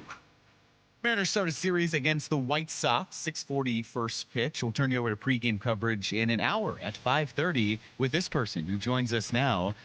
Shannon Drayer, our Mariners insider. You'll hear her on pregame, and we're going to see her and hear her right now as well. Shannon, good to see you this afternoon. How's it going? I would say good to see you, too, but you're not playing fair. I can't see you guys. Oh, well, we can see you. Our viewers can see you. There's nothing to see here, Yeah, that's Shannon. true. You're better off. You're better off. So, are there snacks? Well, I'm in the midst of eating my lunch, so I guess so. Yeah. Okay. I'm always eating. You know that. Are you surprised by the amount of consumption that goes on with Mike Lefko, as far as just ballpark free food? I mean, he's constantly eating. Well, we're not usually at the ballpark at the same time. He's usually there for me or in different parts of the ballpark that I'm at. Every now and then we meet in the middle and we have some fun when the Anaheim Angels are here in town. But unfortunately, I don't get to spend as much time with him as you might think. Well, unfortunately? Yes. If we keep it along that theme, I am going to the game tonight as a fan, and my hunt will be to find the moose. I haven't had that. I haven't been there as a fan really much this year. You know the ice cream, the mousse, Dave? Mousse. No, I'm not familiar. Oh, well, it's chocolate mousse and ice cream in the shape of the Mariners mousse. Ah, nice. So that's my primary goal today. The Mariners do a good job with their ballpark food and the giveaway. Shannon, we were just talking about it's Josh Naylor bobblehead night, and then we had the Hello Kitty plastic bag, and people were lined up for, it looked like a mile long to get those giveaways. You know, it's amazing. I sometimes hear people grouse about it, and that's the only reason people are going to games. And like, no, it's like that everywhere. The promotions are huge throughout baseball. And so sometimes when we get some of the ones from the road, I'm not even sure. I've got, just probably boxes full of stuff from things that we've picked up on different road trips. You don't even know why you take the stuff, but there are different promotions everywhere. And one of the biggest things, and the Mariners are one of the later teams to come on board with it, is fireworks nights. I mean, fireworks nights are huge everywhere that we go. Those are almost guaranteed sellouts or near sellouts. So it's not just the baseball. People like to come to the ballpark and get a little extra entertainment or a little extra stuff and collectors and have fun with that kind of thing. And it's not unique to the Mariners, although I think they do a very good job with it. Yeah. Well, Shannon, what did you make of a pretty chaotic day yesterday? First, the announcement of Brendan Donovan going on the IL, and then okay, Colt Emerson is here, and I know that was a whirlwind. How did that all kind of shake out yesterday? Yeah, it was wild. First of all, you had national TV games, so a different time for the start time. And so I think we were all just a little off and like, what time do we do this? What do we do? And to all of a sudden hear that, we knew that the lineup had been held for a little bit, and we heard that a roster move was coming, and then to hear what that roster move was, pretty crazy. And when you think about the timing, it's like Colt Emerson got ready for the game in Tacoma. He was pulled right before that game started. So he went through all of his warm-ups in one uniform, came over here, put on another uniform, and ran out there. That's about as whirlwind as it gets for a player, and that's not what they normally do with a prospect. So, right away you knew that this was something that was being done on the fly. Not that the decisions weren't made and that there weren't, this has been an ongoing conversation. Could we bring him up now if we needed to? When would be the right time? I mean, this is something that they have checked in on, many, many times throughout the season. But as far as, okay, Brendan Donovan's going on the IL, there will be this runway. Is it time? Does this work? And, it was discussed and they decided yes. And I think a huge part of it is that Emerson had a very good couple of weeks at the plate, that he had a wrist problem for a little while, and that was behind him, and the results were better after that was put behind him. And then last but not least, by far, was his makeup, that he could handle coming up and playing every day right now. And fully acknowledging there are going to be lumps to take. Rare is the rookie who comes up, starts hitting, and never stops. And so they just think that he is in a good place for it. They had the place to put him because Brendan Donovan was going on the IL, and they made the move. Normally, that's the kind of thing, if it is a top-type prospect, they'll tell him the day before, maybe 2 days before, and they're really good about keeping it quiet a lot of the time. But the idea is to let them catch their breath. Sometimes they'll get a day off before and have the ability to get their family there. And they like to do that. That's something they've done for a while right now. And because none of that had happened, I think really pointed to, in the moment, the immediacy of the deal and making that transaction. So a very, very different way to see a top prospect brought up. But that was kind of one of the things that it would almost have to be, because, I thought about it back in spring training, and if he didn't make the club out of spring training, if he didn't kick the door down, he didn't quite do that. He had a nice spring, but it was clear that he probably should go down to AAA and do some things. So the team's going really good. How do you bring him up? Because when he comes up, you're going to have to, A, have the runway, and B, be able to absorb the ups and downs that he's going to take. If you have to send him down, it's not the worst thing in the world, but if you can manage him along and not do that, that's always going to be preferable. But how do you do that on a team that's trying to compete? And what would it mean? Are you going to take somebody out that's been doing good things? How does that impact everything? And then on the flip side of that, well, what if the team is really struggling? I mean, really struggling. and you bring him up. Well, you don't want anybody thinking you're bringing him up to save the team and save the season. That you don't put on a young player either. So it was not going to be the easiest thing in the world to bring him up, and sometimes situations happen and things take care of themselves, and it did in this case. They had the opening with Donovan going on the IL. Yeah, that's really interesting, Shannon, all the different things that go into that decision. One of the things that we talked about with Rowland-Smith is his maturity, Colt Emerson's, and, he told us a quick story about how he tried to get him on his show, and Ryan did, and I guess Colt Emerson said, hey, man, I'd love to, but I want to get a few games under my belt. And I thought it reminded me of when Sam Darnold came to town. He was supposed to throw out the first pitch, and he had Mike McDonald do it instead because he had the same reasoning. He was like, hey, man, I'd like to get a few games and a few wins before I start doing all of this stuff. I just thought it was incredibly mature. And also the other thing that he kind of brought to light is that, what we all think versus what, the Mariners think, and how much time they've spent with him, and how, they know what his character is. And that's just one little indicator, but it just sounds like he's an amazing kid for someone that is that young. Yeah, I've been impressed with what we've seen the last couple of years. I mean, he's still... there's a fun side to him. I know they were talking about his seriousness, and if you saw the video of when he was told he was going up, it was very thank you, hug, and go. It's like, well, I got to go. Yeah. And that's a side of him for sure. Last year, we had him up in the booth during a game. He came up in full uni. He was taken out of a game, and we've done this once or twice, but the players come up, and we've had him on the broadcast, and he was talking, and seemed like you were talking with a good kid down the street, somebody that you'd probably ask, hey, can you watch my dog if I'm leaving for a week? Just good kid. And he said that he had always wanted to call a game. And so, of course, we put the headset, it's just like, let's go. Okay, next play, call it. And he got so excited, and he started to do it like in real earnest, and then he got flustered. And it was just the funniest thing. It was just to see the whole thing just absolutely dissolve the way it did, and how he turned red, but was laughing at himself at the same time, was awesome. And so to see a kid that would try something like that had the presence to come on and want to try something like that was fun. But another thing that really jumped out at me last year is when they brought him up for the stretch run.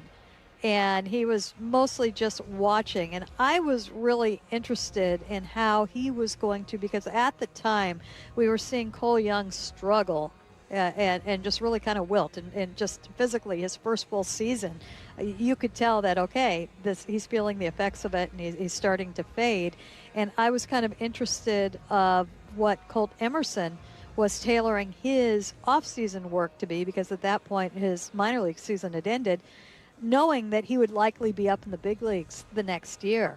And he admitted that, that was only his second full professional season, and he said that he was pretty much at the end, that he had pretty much used up everything for the season, and that he would go to work on that, but he said, honestly, I'm just here to watch what's going on here right now. There's going to be plenty of time to take on, and I will get my routine, and I will tackle that, but this is my focus right now. And it was something that he didn't want to miss. It was like he knew he would get to the other. He admitted that he was, exhausted at the end of the season, but was staying in the moment with where he was at the time and what was going on with this club and taking it in. And I thought that was just incredibly mature to have that balance, that he doesn't have to do it all at once, and he doesn't have to have the answer of like, oh, I'm hiring this trainer and that trainer, and I observe this and everything else. It was just like, hey, I'm not there yet. And so I like his balance, and I think that's probably the best way to put it. Shannon, the counter to this is that Brendan Donovan is back on the IL with the same issue. So the re-aggravation of the left groin that has caused him the issue now for a couple of times. What does this do for Donovan when he comes back with now Colt Emerson anchoring primarily third base? Does this help kind of keep him off that strain of playing that same position that seems like it's not great for him physically right now? Yeah, we're going to see how that all works out, but I think it also gives him the time to let it properly heal. Mm-hmm. And also, and it was really interesting because when he came back from the last IL stay, he was talking about how he had to change some things, just physically, how he stood in the box, how he stood in the field, and just basically kind of realign his body and his core and how it fires and what he does out there. And basically it was something that impacts everything. So putting him on the IL right now, letting him get healed, and then giving him the time to really perhaps get that a little bit more concrete in what he was doing, I think is going to be important. I think we're seeing them right now really put the brakes on and realize, you know, it's not the first month of the season, but by no means is it August or September right now. Let's get everybody right. You know, let's just, if they need a little bit of extra time, let's go ahead and do that. I was a little bit pleasantly surprised to see Matt Brash throw a second outing. He hasn't been out very long. His first outing, he struck out the side and was electric. But they did send him out there for a second outing, and he, you know, again was electric with the stuff, but also walked a couple of batters. We're still waiting to hear if he's going to be activated in the next day or two, or if they're going to look for another outing from him. But I do think that because of where the division is, because of where the American League is right now, I think that they are probably looking a little bit more at, let's solidify everything. We're not out of this by any means. It's not going to take too much of a run to overcome 2 or 3 games that they're going to need to overcome to get to the top, and really prioritizing just getting on the right track with everybody. Shannon, we've got the great piggybacking outing coming up here, and according to, I guess Divish put it, who's carrying and who's riding is the way that he put it. Sounds like it's Miller, then Castillo. What are your thoughts on that? What do you expect? Yeah, you know, it's not so much what's going to happen tomorrow as what's going to happen after that. And we just really haven't gotten any clear-cut answers on that. And what it sounds like is anything could happen. Their eyes are going to be open to all sorts of different scenarios that could happen after that. What they don't want to do right now, I don't think what they ever want to do, is they're so adverse to the 6-man rotation. And always have been. I think there are times when it makes a lot of sense, and it's something that you can always do if you have the arm, if the rotation is a little fatigued, if they've got a long stretch without a day off, if it's late in the season and perhaps you're ahead in the standings, you know, you can always put that person in there, but they're never, I think, going to run, you know, a few turns through with a 6-man rotation. They just do not want to do that. They've also said they don't really want to put a starter in the bullpen. I think that might be a little bit more on the table than the 6-man rotation down the line a little bit. But how long can you piggyback? And does it come to a point where, you know, maybe you're skipping a start here or there. Maybe you're giving a guy a work day that he might be available out of the bullpen or might not. And maybe the next piggyback, it's Castillo that starts and Bryce Miller starts. Is there a possibility they piggybacked a different player? I don't know how they are going to handle this, and I think it's going to, in some ways, be an outing-to-outing thing, but they've got to be careful because, you know, pitchers want to know when they're pitching and what they're doing. So communication is key while they're doing this, and you know, they are looking for what's going to benefit the entire group, and that includes the bullpen. And especially with Spire out right now and Brash out right now, this is, I think they look at it as a situation that can help the bullpen, because the kind of intent of doing that in their case is that they don't have to use much, if any, bullpen on that day, and that gives everybody a rest. So all of that will be taken into consideration, but I think there are a lot of different possibilities that are on the table, and I'm as interested as anybody to see where they go. I'm as interested to see, you know, what does that mean tomorrow? Does Bryce get 4 innings? Does he get 5 innings? Does he get 3 innings? What happens if they get to the 9th inning and they are up 1 run? Do they go to Andres Munoz in that situation, or does Luis Castillo finish it? There's just a lot that we're going to have to keep our eyes open for. Well, Dave and I were wondering how many times the phrase piggyback will be used tomorrow. So we can get started a little bit earlier now on that with the news coming out today. But, yeah, I mean, we were fascinated by that inning breakdown as well. I can't imagine they would reveal their plans, but it does seem like a unique issue of when you piggyback. I'm sure someone like Luis Castillo, who's never pitched out of the bullpen, is not going to come in with runners on base. So this puts the challenge on Bryce to either get through an inning or you pull him earlier. I imagine there are a lot of logistics to figure out then as the game progresses. That's the one thing they allowed for. They have from the start when they first talked about it allowed for a pivot pitcher if needed in that inning. So if Bryce does leave with runners on, then they would go to a pivot arm in that situation. Okay. So he needs to get through You're thinking too much, Mike. Yeah. I know. I mean, this is just let it happen. You hear what happens and you think about all the issues and logistics, like you said, with the ninth inning. So something that I see, I'm sure we'll all see play out there. But Shannon, outside of that, in that rotation, when you look at, don't want to harp still on all the injuries, but the Cal news, I mean, it came out Thursday, but he then spoke on Friday. You were there for that. You guys were talking about what he said and all that afterwards. When you look at Cal, who always tries to play through injuries, and now having to go on the IL and maybe be away from the team, what challenge do you see in him balancing rest and letting this fully heal with wanting to get back as soon as possible?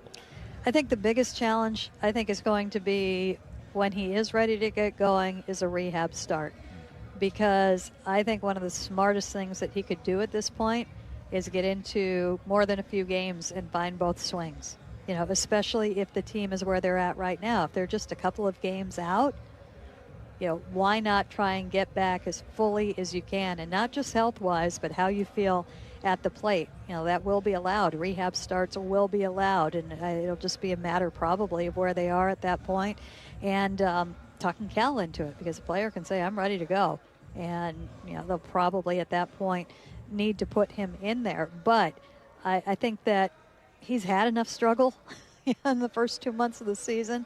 And if you have that opportunity to knock some of that out and to see that live pitching and figure some things out in games that aren't going to count, as long as everything is going fine up at the big league level, I think that would probably be the bigger challenge, is to have the discipline to take that opportunity if it's there. Hey, Shannon, we were talking about some of the surprises in the bullpen, like Criswell and Hoppy. Who is kind of a lesser name that's really impressed you and that has really stepped up? Davila's done some nice things. We're still learning them all, and they're still got a new one in there today. It's tough to keep up with all of them. And, of course, we've talked about Ferreira, and we're still learning what, he could be able to do and what he could mean to this bullpen. I think just overall to see what they were able to do on the road trip in particular was huge. Criswell has done good things. Davila has done good things. Ferreira obviously has done good things. And it's exciting to see pitchers take that opportunity.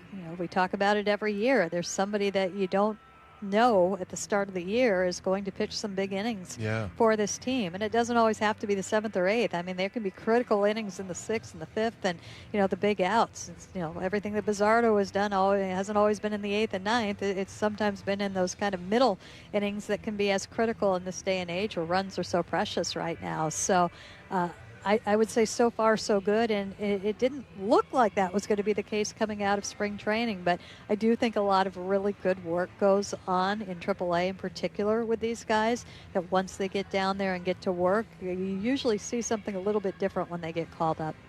Shannon, we were remarking on the 6'10" pitcher that the Mariners are going to face today, lefty Noah Schultz, which just, I can't even imagine what figure that's going to cut on the mound right there. But it brings up kind of the key point of, hey, it's a lefty again, and it's a lefty tomorrow for the White Sox and Anthony Kay. With this Mariners lineup, saw that they are putting J.P. Crawford there at the top of the order. What do you expect, or what do you want to see out of this group over these next 2 nights against these lefties? Lots and lots of runs. Yeah, I mean, they've got to break through. It was a rough weekend. Last night was a rough game in particular. It was really interesting, and Dan Wilson was talking about it after the game, and he kept saying, we've got to turn the page quickly. And I don't think he was talking about just last night's game. I think he was talking about what they're seeing offensively and just the inconsistency with it, be it for game-to-game scoring runs or inconsistency in getting runners on and sometimes getting them in and not getting them in, and then other times just, coming up pretty much empty, and it's critical. This is an offense, even with some players missing. It's a little tougher now. I think when it was just Cal, it was one thing. It hurts to lose Donovan as well, but you still should have enough offense if you're putting up good at bats and if you're using the whole, hand the bat Hi, Rick. Hi, Rick. Rick just walked in. Rick. Say hello, Rick. You're live with us. Nice. Always great to see Rick pop in there. Yes. And I think that I do like the move that they made with Patrick Wisdom today. I think that gives them somebody that can come off the bench and might run into one. He certainly has that potential and has done it for a long time. Can play over at third base if you want to pinch hit on a tough day for Colt, or if Colt needs to be at shortstop, you can put Patrick over at third base as well. And also, at some point, Josh Naylor's going to need a day off, and that might help too. And Patrick can go over there. So I do think that move that you saw today did have a little something to do with what's going on against the lefties. Shannon, how are your obliques? Are you healthy there in that regard? Because I don't want to say anything. As far as I know, I've never had a problem with them. I never even knew I had them, and that's why I probably never pulled any. The only thing I remember one time, Roy Hart, he was one of our nose guards. He said, he went to the trainer. He goes, yeah, my low bleep is really bothering me here. And but I mean, I guess it's not surprising, right? Because you look at exit velocity and the hitters and pitchers always trying to get there, and that's kind of connects your upper and lower body. And so as they're trying to throw faster, hit harder, everything, I guess it's not a surprise, but it is something that it's become much more common over the last few years that you hear. Have you noticed that? That you hear oblique injuries? Maybe. I mean, it has been around for a while. That's one you don't like because it's one that there is no definite, if you sit out 4 weeks, this is going to do it. And it's one that's really tough to bring back. And it's particularly tough, for the hitters because they are so rotational. And, we've seen so many players deal with it in different ways. And sometimes if you've got a switch hitter, maybe they can go out and hit from one side and not the other. But it is a baseball, I think, more specific than others because of how much of the rotational that there is there. And you do everything you can, you do all the stretches you can, you do everything you can to build up everything around them. But when it happens, it happens, and it could knock you out for a little while. Well, Shannon, thank you. Tell Rick hello behind you again for us there. And we know you have to get ready for pregame. It's coming up at 5:30, so thanks for joining us, and we'll hear from you again shortly. You got it, guys. Thanks, Shannon. All right, there's our Mariners insider, Shannon Drayer. Good insight there. And, we're getting you ready for pregame coverage beginning at 5:30 before the first game of this series. When we come back, a quick detour to an overlap. Dave, yesterday, the Seahawks and Mariners, they overlapped in one key moment. We'll talk about that and some more things around this Seahawks team as they head into OTAs. Mike Lefko and Dave Wyman with you. Wyman and Bob on Seattle Sports and the Seattle Sports app. He is one of the most anticipated prospects in Mariners history. Here comes Colt Emerson. He's out there right now wearing number 4 over at third base. The Mariners' top-ranked prospect and 4th-ranked overall in baseball. Is Colt Emerson the spark the Mariners offense needs? We want to do the right thing for Colt. We also want to do the right thing for the Mariners. We think he's the best option. Complete coverage at seattlesports.com. Really hone in on the winning aspects of the game. And the home of the Mariners, Seattle Sports. Oh, those spring showers after a wet winter, they can cause real trouble for groundwater, right? When the soil around your home finally becomes saturated this time of year, water can start making its way into your crawl space, and you don't even know it. It's Mike Salkare, and groundwater in crawl spaces is even more common than you think. It needs to be addressed before it causes structural damage, or even worse, toxic mold in your home. If you're worried that groundwater is making its way into your crawl space, you know what to do. Call Crawl Pros and get that free corner-to-corner inspection, just like they did at my house. They'll come in, they'll climb into that crawl space because Crawl Pros goes where you don't want to. And if they do find water, they'll install a groundwater drainage system and a sump pump. They'll reroute all that water outside of your home's footprint where it belongs. So don't take the risk. Do what I did. Call Crawl Pros. Have them come out for a free corner-to-corner inspection of your crawl space.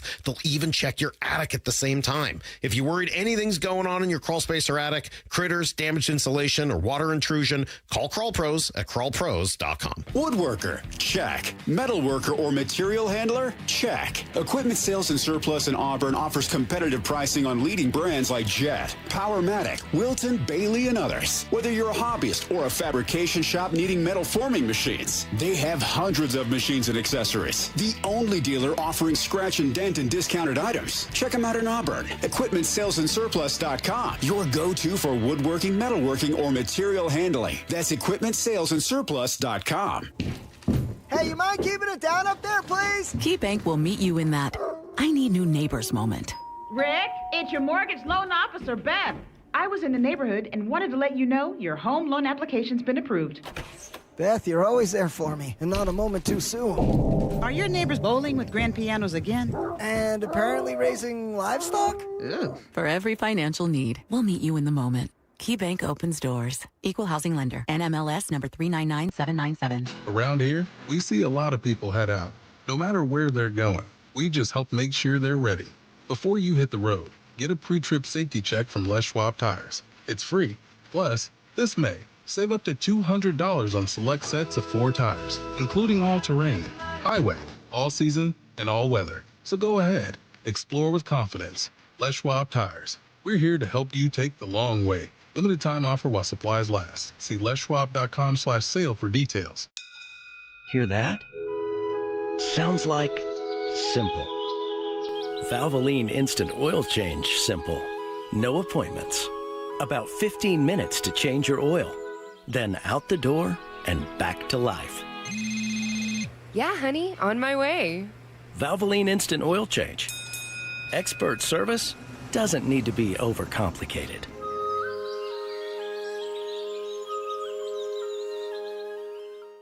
This is Rick Jones of Goldberg Jones Divorce for Men. Child custody is the most emotional issue our clients face. And if you're a divorcing father, the relationship with your children is about to change. But that change doesn't have to be for the worse. Kids already feel the stress of parents who don't get along, but they can thrive after a divorce. Kids trust their dads. Their dads trust Goldberg Jones. Go to goldbergjones.com to get your questions answered at no charge. goldbergjones.com. Step inside and let the excitement take you places. This is Muckleshoot Casino Resort, the ultimate spot for action that reaches incredible heights, luxury that knows no bounds, and live entertainment that always thrills. It's all at one incredible destination. So when you look for the best, look nowhere else. Muckleshoot Casino Resort, the biggest and best in the Northwest. Muckleshoot. The NBA playoffs are underway, and now you can trade every game on Kalshi. You can also trade on who wins each series, the conference finals, and the championship. San Antonio is currently trading at 19% to win it all, meaning a $100 trade pays out over $500 if they take the title. On Kalshi, you're trading against other people in a live market. No house, no odds makers. And as odds move, you can buy in or out anytime throughout the postseason. For a limited time, download the Kalshi app and use code PASS to get $10 when you trade $10. Kalshi. Kalshi. Trade on anything. If the world were like a Sleep Number mattress, everything would adapt for your comfort. Because as your life changes and your body changes, Sleep Number mattresses adapt and shift to give you personalized comfort night after night. And now everything's on sale during our Memorial Day event. Save up to $1,200 on mattresses, plus free delivery when you add a base. Ends Monday. To experience a whole new world of comfort, visit a Sleep Number store or go to sleepnumber.com. Sleep Number. To a good life sleep. This is Seattle Sports. Streaming through the Seattle Sports app. KIRO AM Seattle. KIRO FM HD2 Tacoma. Home of the Seahawks, Mariners, and everything Seattle sports. Seattle Sports Snapshot. Start of the series between the Mariners and the White Sox comes up at 6:40 tonight. We'll turn you over to Mariners pregame at the bottom of the hour, 5:30 pregame.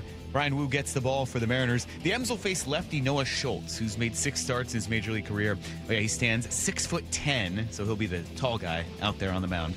Mariners also made a handful of roster moves earlier today. They recalled both reliever Robinson Ortiz and Patrick Wisdom from AAA, sent down Domingo Gonzalez and Leo Rivas, and Brennan Davis was also added to the 40-man roster. And Jose Altuve was put on the IL with a grade 2 left oblique strain. Snapshot, brought to you by Miller Lite. When it's game time, it's Miller time. From the Quantum Fiber Studio, this is Wyman and Bob. On Seattle Sports. Streaming live on the Seattle Sports app and at seattlesports.com. Now, here are your hosts, Dave Wyman and Bob Stelton. Mike Lefko and Dave Wyman here with you. Yeah, we're getting you ready for the start of the final 3 games of the homestand series against the White Sox. The Mariners go on the road to then take on the Royals after that. Oh, there's going to be 2 tough series. The White Sox, they beat the Mariners, and the Royals, you know what that happened last time when they played them here. It was a sweep by Kansas City. But, Dave, the thing I'm really concerned about, and I'm glad it got resolved, you remember a couple weeks ago when you brought up the fact that Brown's rookie wide receiver, Casey Concepcion, he threw out a first pitch. Yes. And it was, terrible? You were mocking him? You were just, he just you were looks confused. Here's what bothers me is that I feel like everybody has grown up either throwing snowballs or rocks. Didn't you do that when you were a kid? Mm-hmm. You did. Well, I didn't want to throw rocks at people. Usually I'd skip them. So snowballs, yeah. Yeah, snowballs, certainly. And it just kind of a natural, I feel like everybody who's ever played any kind of sport can throw a ball. Didn't you ever play, what's a dodgeball? Mm-hmm. Yeah. So, I mean, you see some of those players, and I know there's lots of pressure and everything. I remember one time talking to Blowers about this, and I was like, Blowers could be kind of blunt every once in a while, but I was like, yeah, what's the big deal with that? Don't kids throw rocks or snowball? And he goes, I'm guessing you would struggle. Oh, what, at pitching? At throwing out the first pitch, yeah. I was like, oh, okay. Well, maybe it's harder than I think it is. Have you tried? Have you tried to throw out a first pitch or anything? I've never, not on a diamond. Oh, really? Okay. No. We need to get you out Nobody's there, asked me ever to do it, and I'm just fine with that. The saddest thing ever. I'm fine with that. But, yeah, I mean, it was – so, anyway, I know who you're alluding to. Well, I think at the time I jokingly said, well, I'm really concerned for Jadarian Price because they always have the Mariners draft picks – or they always have the Seahawks draft picks throw out the first pitch at some point in the summer for the Mariners games. I remember Devon Witherspoon doing it.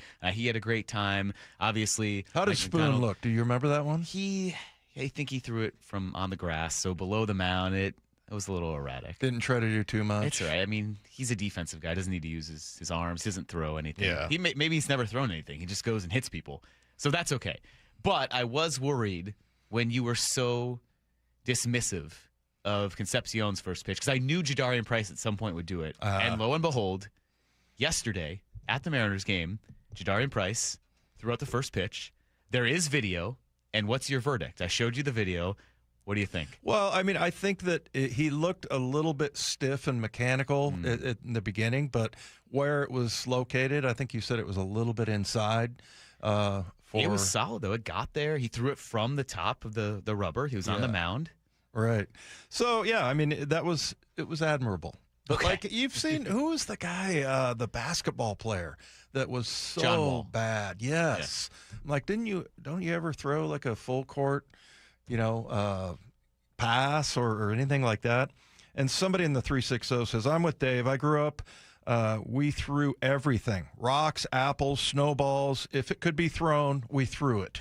That's exactly how I grew up. I remember sitting at the bus stop one time, and we were trying to hit this mailbox on the other side of the street, and then the woman inside the house was like, don't do that. But, yeah, I mean, I don't think you have to be, an athlete or necessarily to have grown up throwing snowballs and rocks. So you see these people that get up there, and they're professional athletes, and it's like, how are you struggling that bad? But maybe it's just the pressure of it and everything, like Blowers was pointing out. So, yeah, I don't know. But I really respect the athletes that can do that. Because, number one, I think it indicates that you were a pretty, diverse athlete growing up. It's not like you just specialized in one thing. And that's where I know a lot of I remember Will Dissly, the old Seahawk tight end that used to always he had some kind of an organization or something about, getting kids to not specialize in just one sport, but to do, to play a whole bunch of different sports and everything. But yeah, I mean, it's not like it bothers me or anything like that. Would have been a big issue. But, I do respect the players a little bit more that can, put one over the plate. All right, well, I'm glad we got that out of the way because we've already had rookie minicamp, and now Seahawks OTAs begin next week. So that would have loomed over everything had he thrown a poor first pitch. We're going to be out there at some point in the offseason, and Dave, you're going to want to judge him. You're going to say, look, Jadarian was thoroughly unimpressed with their first pitch. So now we don't have to worry about that. That's out of the way. We can focus on the truly important parts of the Seahawks offseason, which, as you go into OTAs, which do start next week, I kind of was wondering, look, there aren't really any issues. Aren't really any roster issues for the Seahawks. Aren't really any big storylines or worries you have. I mean, that's just off the top of my head. I don't know if anything stands out to you about going into OTAs, something that you would like to see out there, something that, not that you'd have a concern about, just that you are curious about going into this offseason. Yeah, I heard Bump and C-Raj today talking about Jaron Reed, and that maybe he might be one of those guys that isn't there. I find that really hard to believe, and I think they did too, just because, and Bump pointed out, the culture and, what Jaron Reed means to this team. And so I don't really worry about that too much. I think Jay Reed's going to be there, and he's kind of the heart and soul of that defensive line. I mean, he's got he's a veteran, and he's been around the league, and he just is one of those guys that kind of puts the dog in, that defensive line. So not too concerned about that. Another, and then with Witherspoon, I just think instances like that, they're going to get it done. They'll get it done some way, somehow. There's not going to be some kind of a problem that comes up with Devon Witherspoon. I mean, I think they have a plan, and I'm sure that John has gone to him and said, hey, you're next, or hey, we need to. They did that with Dwayne Brown one year, where they had a couple other things that they needed to fall in line before they signed him. And so, the way John Schneider handles business, when he gives you his word, it's his word. And that was the case with Dwayne Brown, and he was like a hold-in. He was coming in, going out, to practice and everything like that. So it wasn't like he was away from the team, and they were just waiting on some other thing, and I can't remember what it was, to fall so that they could, kind of do it in the order that they wanted to. But, I'm sure that John Schneider has gone to Devon Witherspoon and said, we're going to get you done, man. It's going to work. So I don't worry about that at all. And then, the other thing is that's a huge bonus is Sam Darnold. I think he's, like Daniel Jeremiah said, he's going to be in line for a $50 to $55 million deal. Mm-hmm. He is, but not now. Not right now. And I think the thing that carries him over with, what is he making? Is it like I think the cap hit this year is going to be like $37.9 million or something. That it's going to be like the highest on the team, which you'd expect out of a quarterback. Sure. Yeah, exactly. And so, and I think that, for Sam Darnold, it's going to be much more, because you're getting up into these numbers. Is it going to be 39 or 55 million? Now, I can do the math on how much more it is, but it's more about being in the right place. And so, like, for Sam Darnold, he threw 4 interceptions in a game, and we had a chance to win that game in the end. That was at the Rams.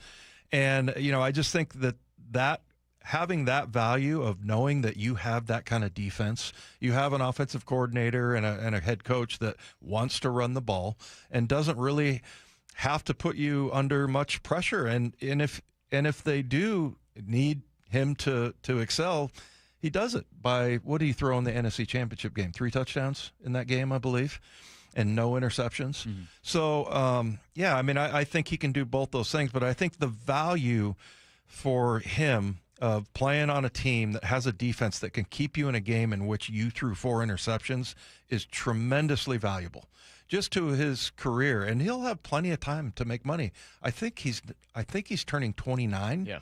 So he's not, he's been well-traveled, certainly.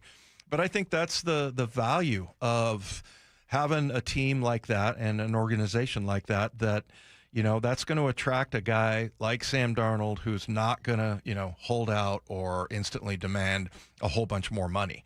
Now, I think they'll reward him with that if he has anywhere near the kind of season that he had last year. But, that just having that is so valuable for a quarterback. It helps your career. It helps you stay in games. It helps you go to Super Bowls, And so, really, he didn't really have to put the ball in harm's way in that Super Bowl. He had some, a few down the field throws, but it wasn't like it was all on him.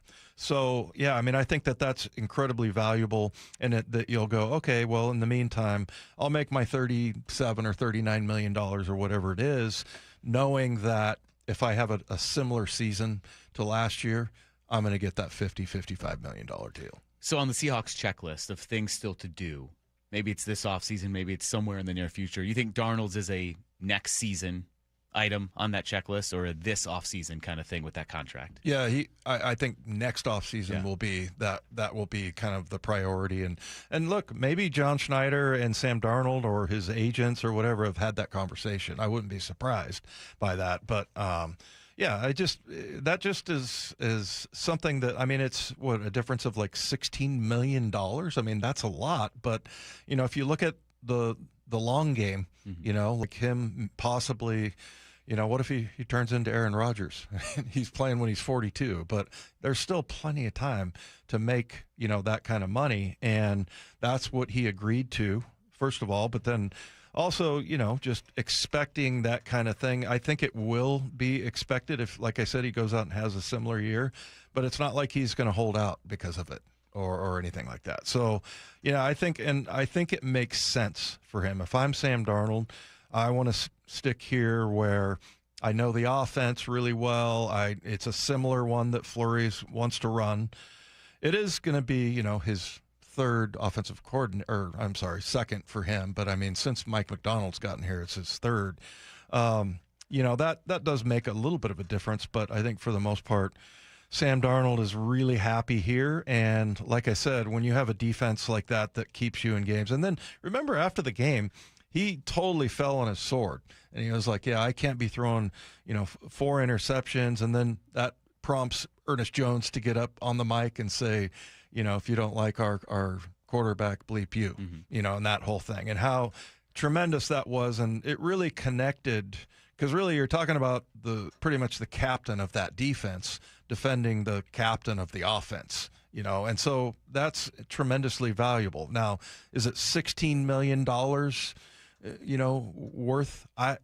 It is to him.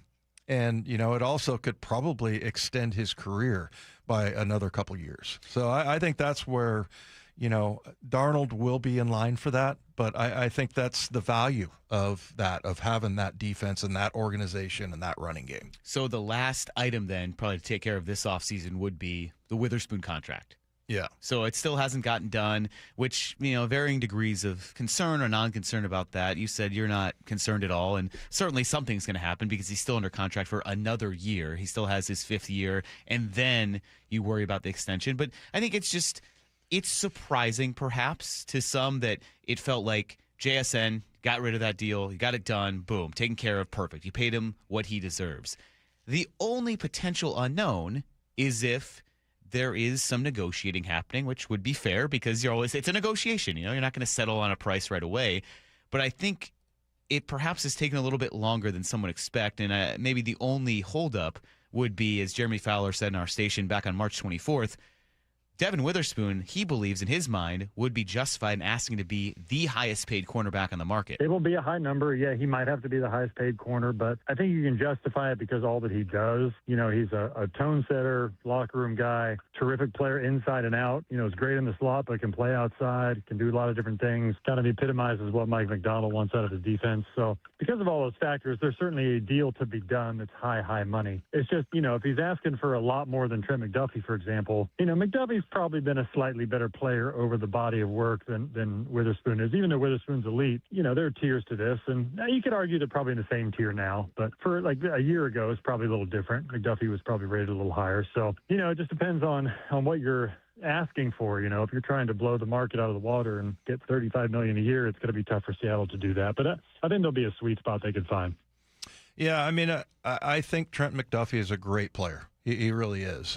But it's kind of similar if you look at his numbers and Spoon's numbers that, the numbers aren't really there, but the way that he plays and what he means to his defense. And I just think Witherspoon has that X factor that they're looking for, that that maybe it would be justified him asking for to be the highest paid cornerback. But the one thing that we found out about when we talked to Schneider and Eric Kennedy, the head equipment manager and everything, during the John Schneider show, was that the very first day that the players were to come back, he was there. Devon Witherspoon was there at 6 a.m.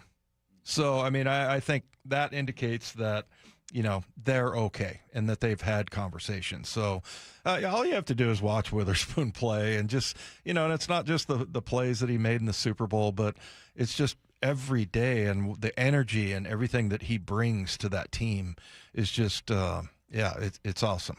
And, you put him with Bud Clark, and I can't wait to see those guys interact together. But, Witherspoon is just he just has now I know that, there's some talk about his agent possibly being the other way. But, I've always said this, that I had the best agent in the NFL, maybe in NFL history, in Marvin Demoff.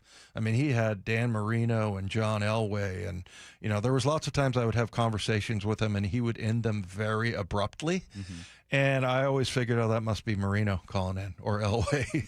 So, but yeah, I mean, he always got the most money for me and everything like that. But I was still in charge. I was the one who instructed him, and one of my rules was I don't hold out. I don't hold out of camp. So find a way to get it done. And and as aggressive as Witherspoon's agent may be, it's still up to him.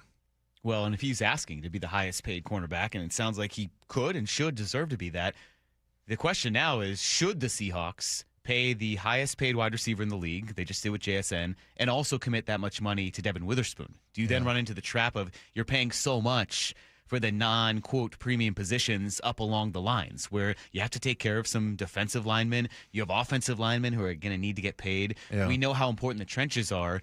Would that cripple them to pay Devon Witherspoon at the highest rate of any cornerback, to also pay JSN as the highest paid wide receiver in the NFL, or with the salary cap and where they are? Do you think they can do that because of how valuable and how important to this team that Witherspoon is? Yeah, I just, I try not to be a capologist, because even when we talk to Mike Giannitti, he always says, hey, look, man, this is my best guess. And he does the best job of, estimating and getting numbers and everything. So I have no idea how they would structure that. I just know that if you're creative and you have a team that is working for you on the salary cap, they can find lots of different ways to, spread the money around or defer it or whatever. But I just cannot imagine. The other thing is, you're talking about that one position. You're talking about a cornerback. He's not just a cornerback. I mean, honestly, I think it's a waste when they use him on the outside, because he is such a tremendous in-the-box player. So, I think it's always, and I think Moyer remarked on this as well, that, it bothers me when I see him playing outside, because, he needs to be in the mix inside, and he can do that. He can play, even being a smaller guy. And we've talked about it over the years, that you worry about his size and is he going to get beat up? But he's a tough kid. But I think that's where, maybe you would say he's not just a cornerback.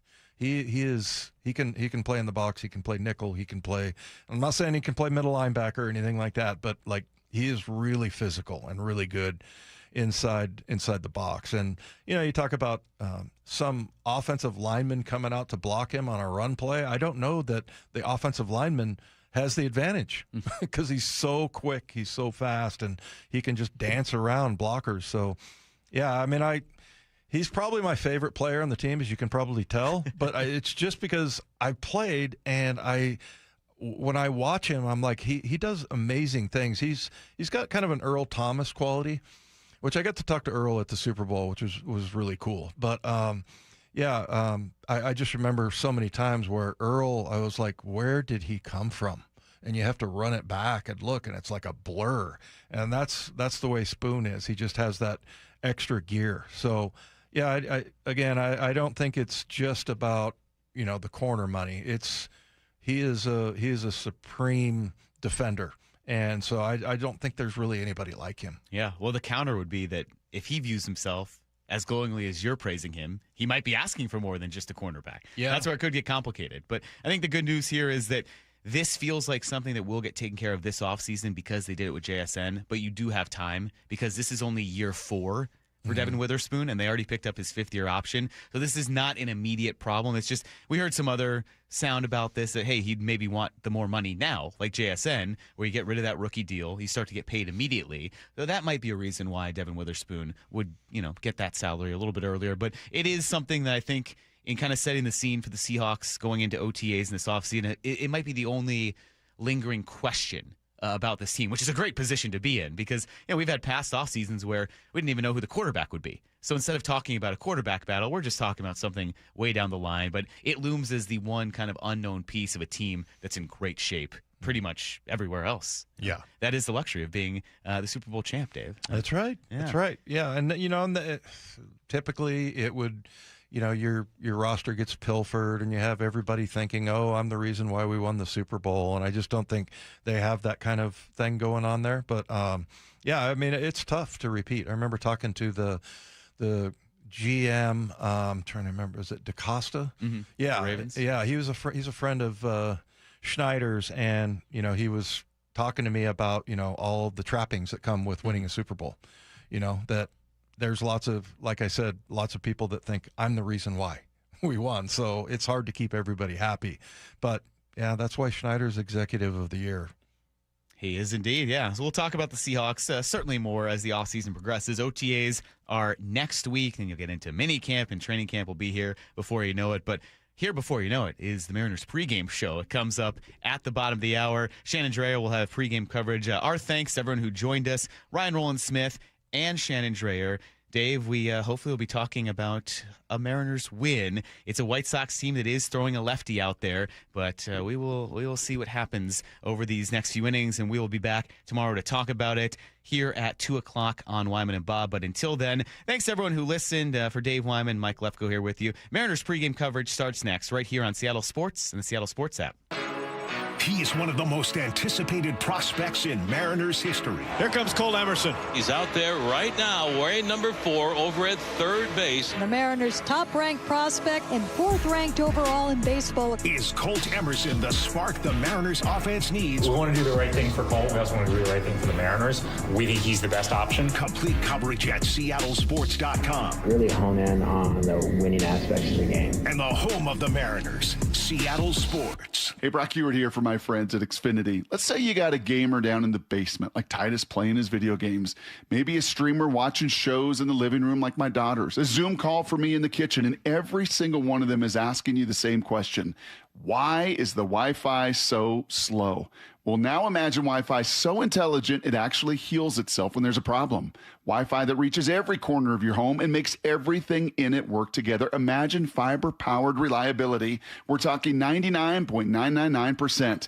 Imagine Wi-Fi built for speed with everything included, your data, your equipment, the most reliable Wi-Fi, all in one price. And that price, you can lock it in for 5 years. Same price, no contracts, no commitments, and no surprises. Plus, get online in minutes with same-day Wi-Fi. 5 years of predictability on the most reliable fiber-powered Wi-Fi with our very best equipment.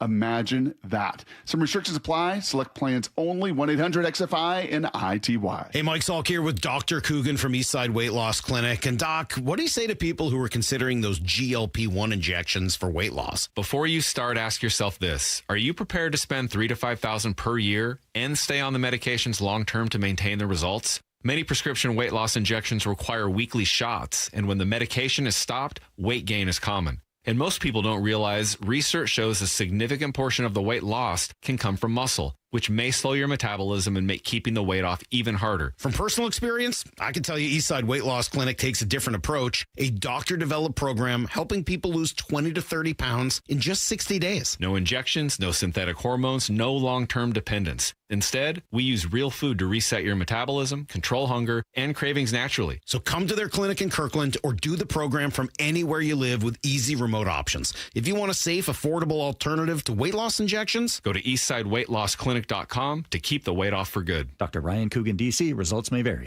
When you want your grocery run to go further, there's Chef Store. Find food and supplies in sizes that cut down on extra trips and keep kitchens of any size stocked and ready. Open to the public, no membership required. Discover big savings at your local Chef Store today. I really want to have the most amazing customer experience. I want people to be excited. Lee Johnson Auto Family, the LJ way. Hi, Chef John Howie here. At Sea Star Restaurant and Raw Bar in Bellevue, we've been serving the East Side for more than 24 years. We love serving our guests and creating wonderful memories. We also love serving the community, from local schools to amazing organizations like Hope Link, the American Cancer Society, Bellevue LifeSpring, and so many more. I want to thank you, our guests, for supporting Sea Star all these years, making it possible for us to serve and help those in need. Thank you. SeastarRestaurant.com. Lumen Field on Seahawks game days is your key to unlocking premium hospitality, views, and experiences. Host a memorable event in your own private game day suite, or see an up-close, unique perspective from sideline and end zone field seats. To learn more about all the ways you can elevate your Seahawks game day at Lumen Field, visit Seahawks.com/premium. Mariners and White Sox tonight at T-Mobile. 6:40 first pitch, pregame at 5:30. Listen live for free on the Seattle Sports app. We just want to have enough money for retirement. And travel to visit our grandchildren. I understand. That's why at Fisher Investments, we start by getting to know each other, so I can learn about your family, lifestyle, goals and needs, allowing us to tailor your portfolio. What about commission-based products? We don't sell those. We're a fiduciary, obligated to act in your best interest. So how do your management fees work? We have a simple management fee based on the value of your portfolio, so we do better when you do better. We appreciate that kind of transparency. We also check in with you regularly to keep you up to date on the markets and your portfolio. Well, what other services do you offer? As a client, you have access to resources on investing, financial planning, estate planning, Social Security, Medicare, and more. Wow, sounds like Fisher Investments has everything we need. At Fisher Investments, we're clearly different. Learn more at FisherInvestments.com. Investing in securities involves the risk of loss. T-Mobile has an exclusive bundle for customers 55 and up. I'm Sarah Bowl. Yeah, I'm Frank Bowl. A reliable network is key for us. And with T-Mobile, it's been wonderful. And going to the 55 plus plan saved us so much money. A lot. And that's important. Trying to keep costs down. The home internet's been perfect. It's fast, it's quick. The setup was so easy, it took less than 15 minutes. It was like, ta-da! If you want simplicity, coverage, reliability, you want the whole package, T-Mobile has it. Right now, T-Mobile customers 55 and up can get 2 phone lines on America's best network, plus America's fastest 5G home internet for just $30 each. $30 per month each line with autopay plus taxes and fees. Minimum age 55. Pricing for home internet rely on 2 lines of essentials. Choice 55. $35 connection charge per line required. Best mobile network and fastest 5G home internet based on analysis by Ookla of Speed Test Intelligence.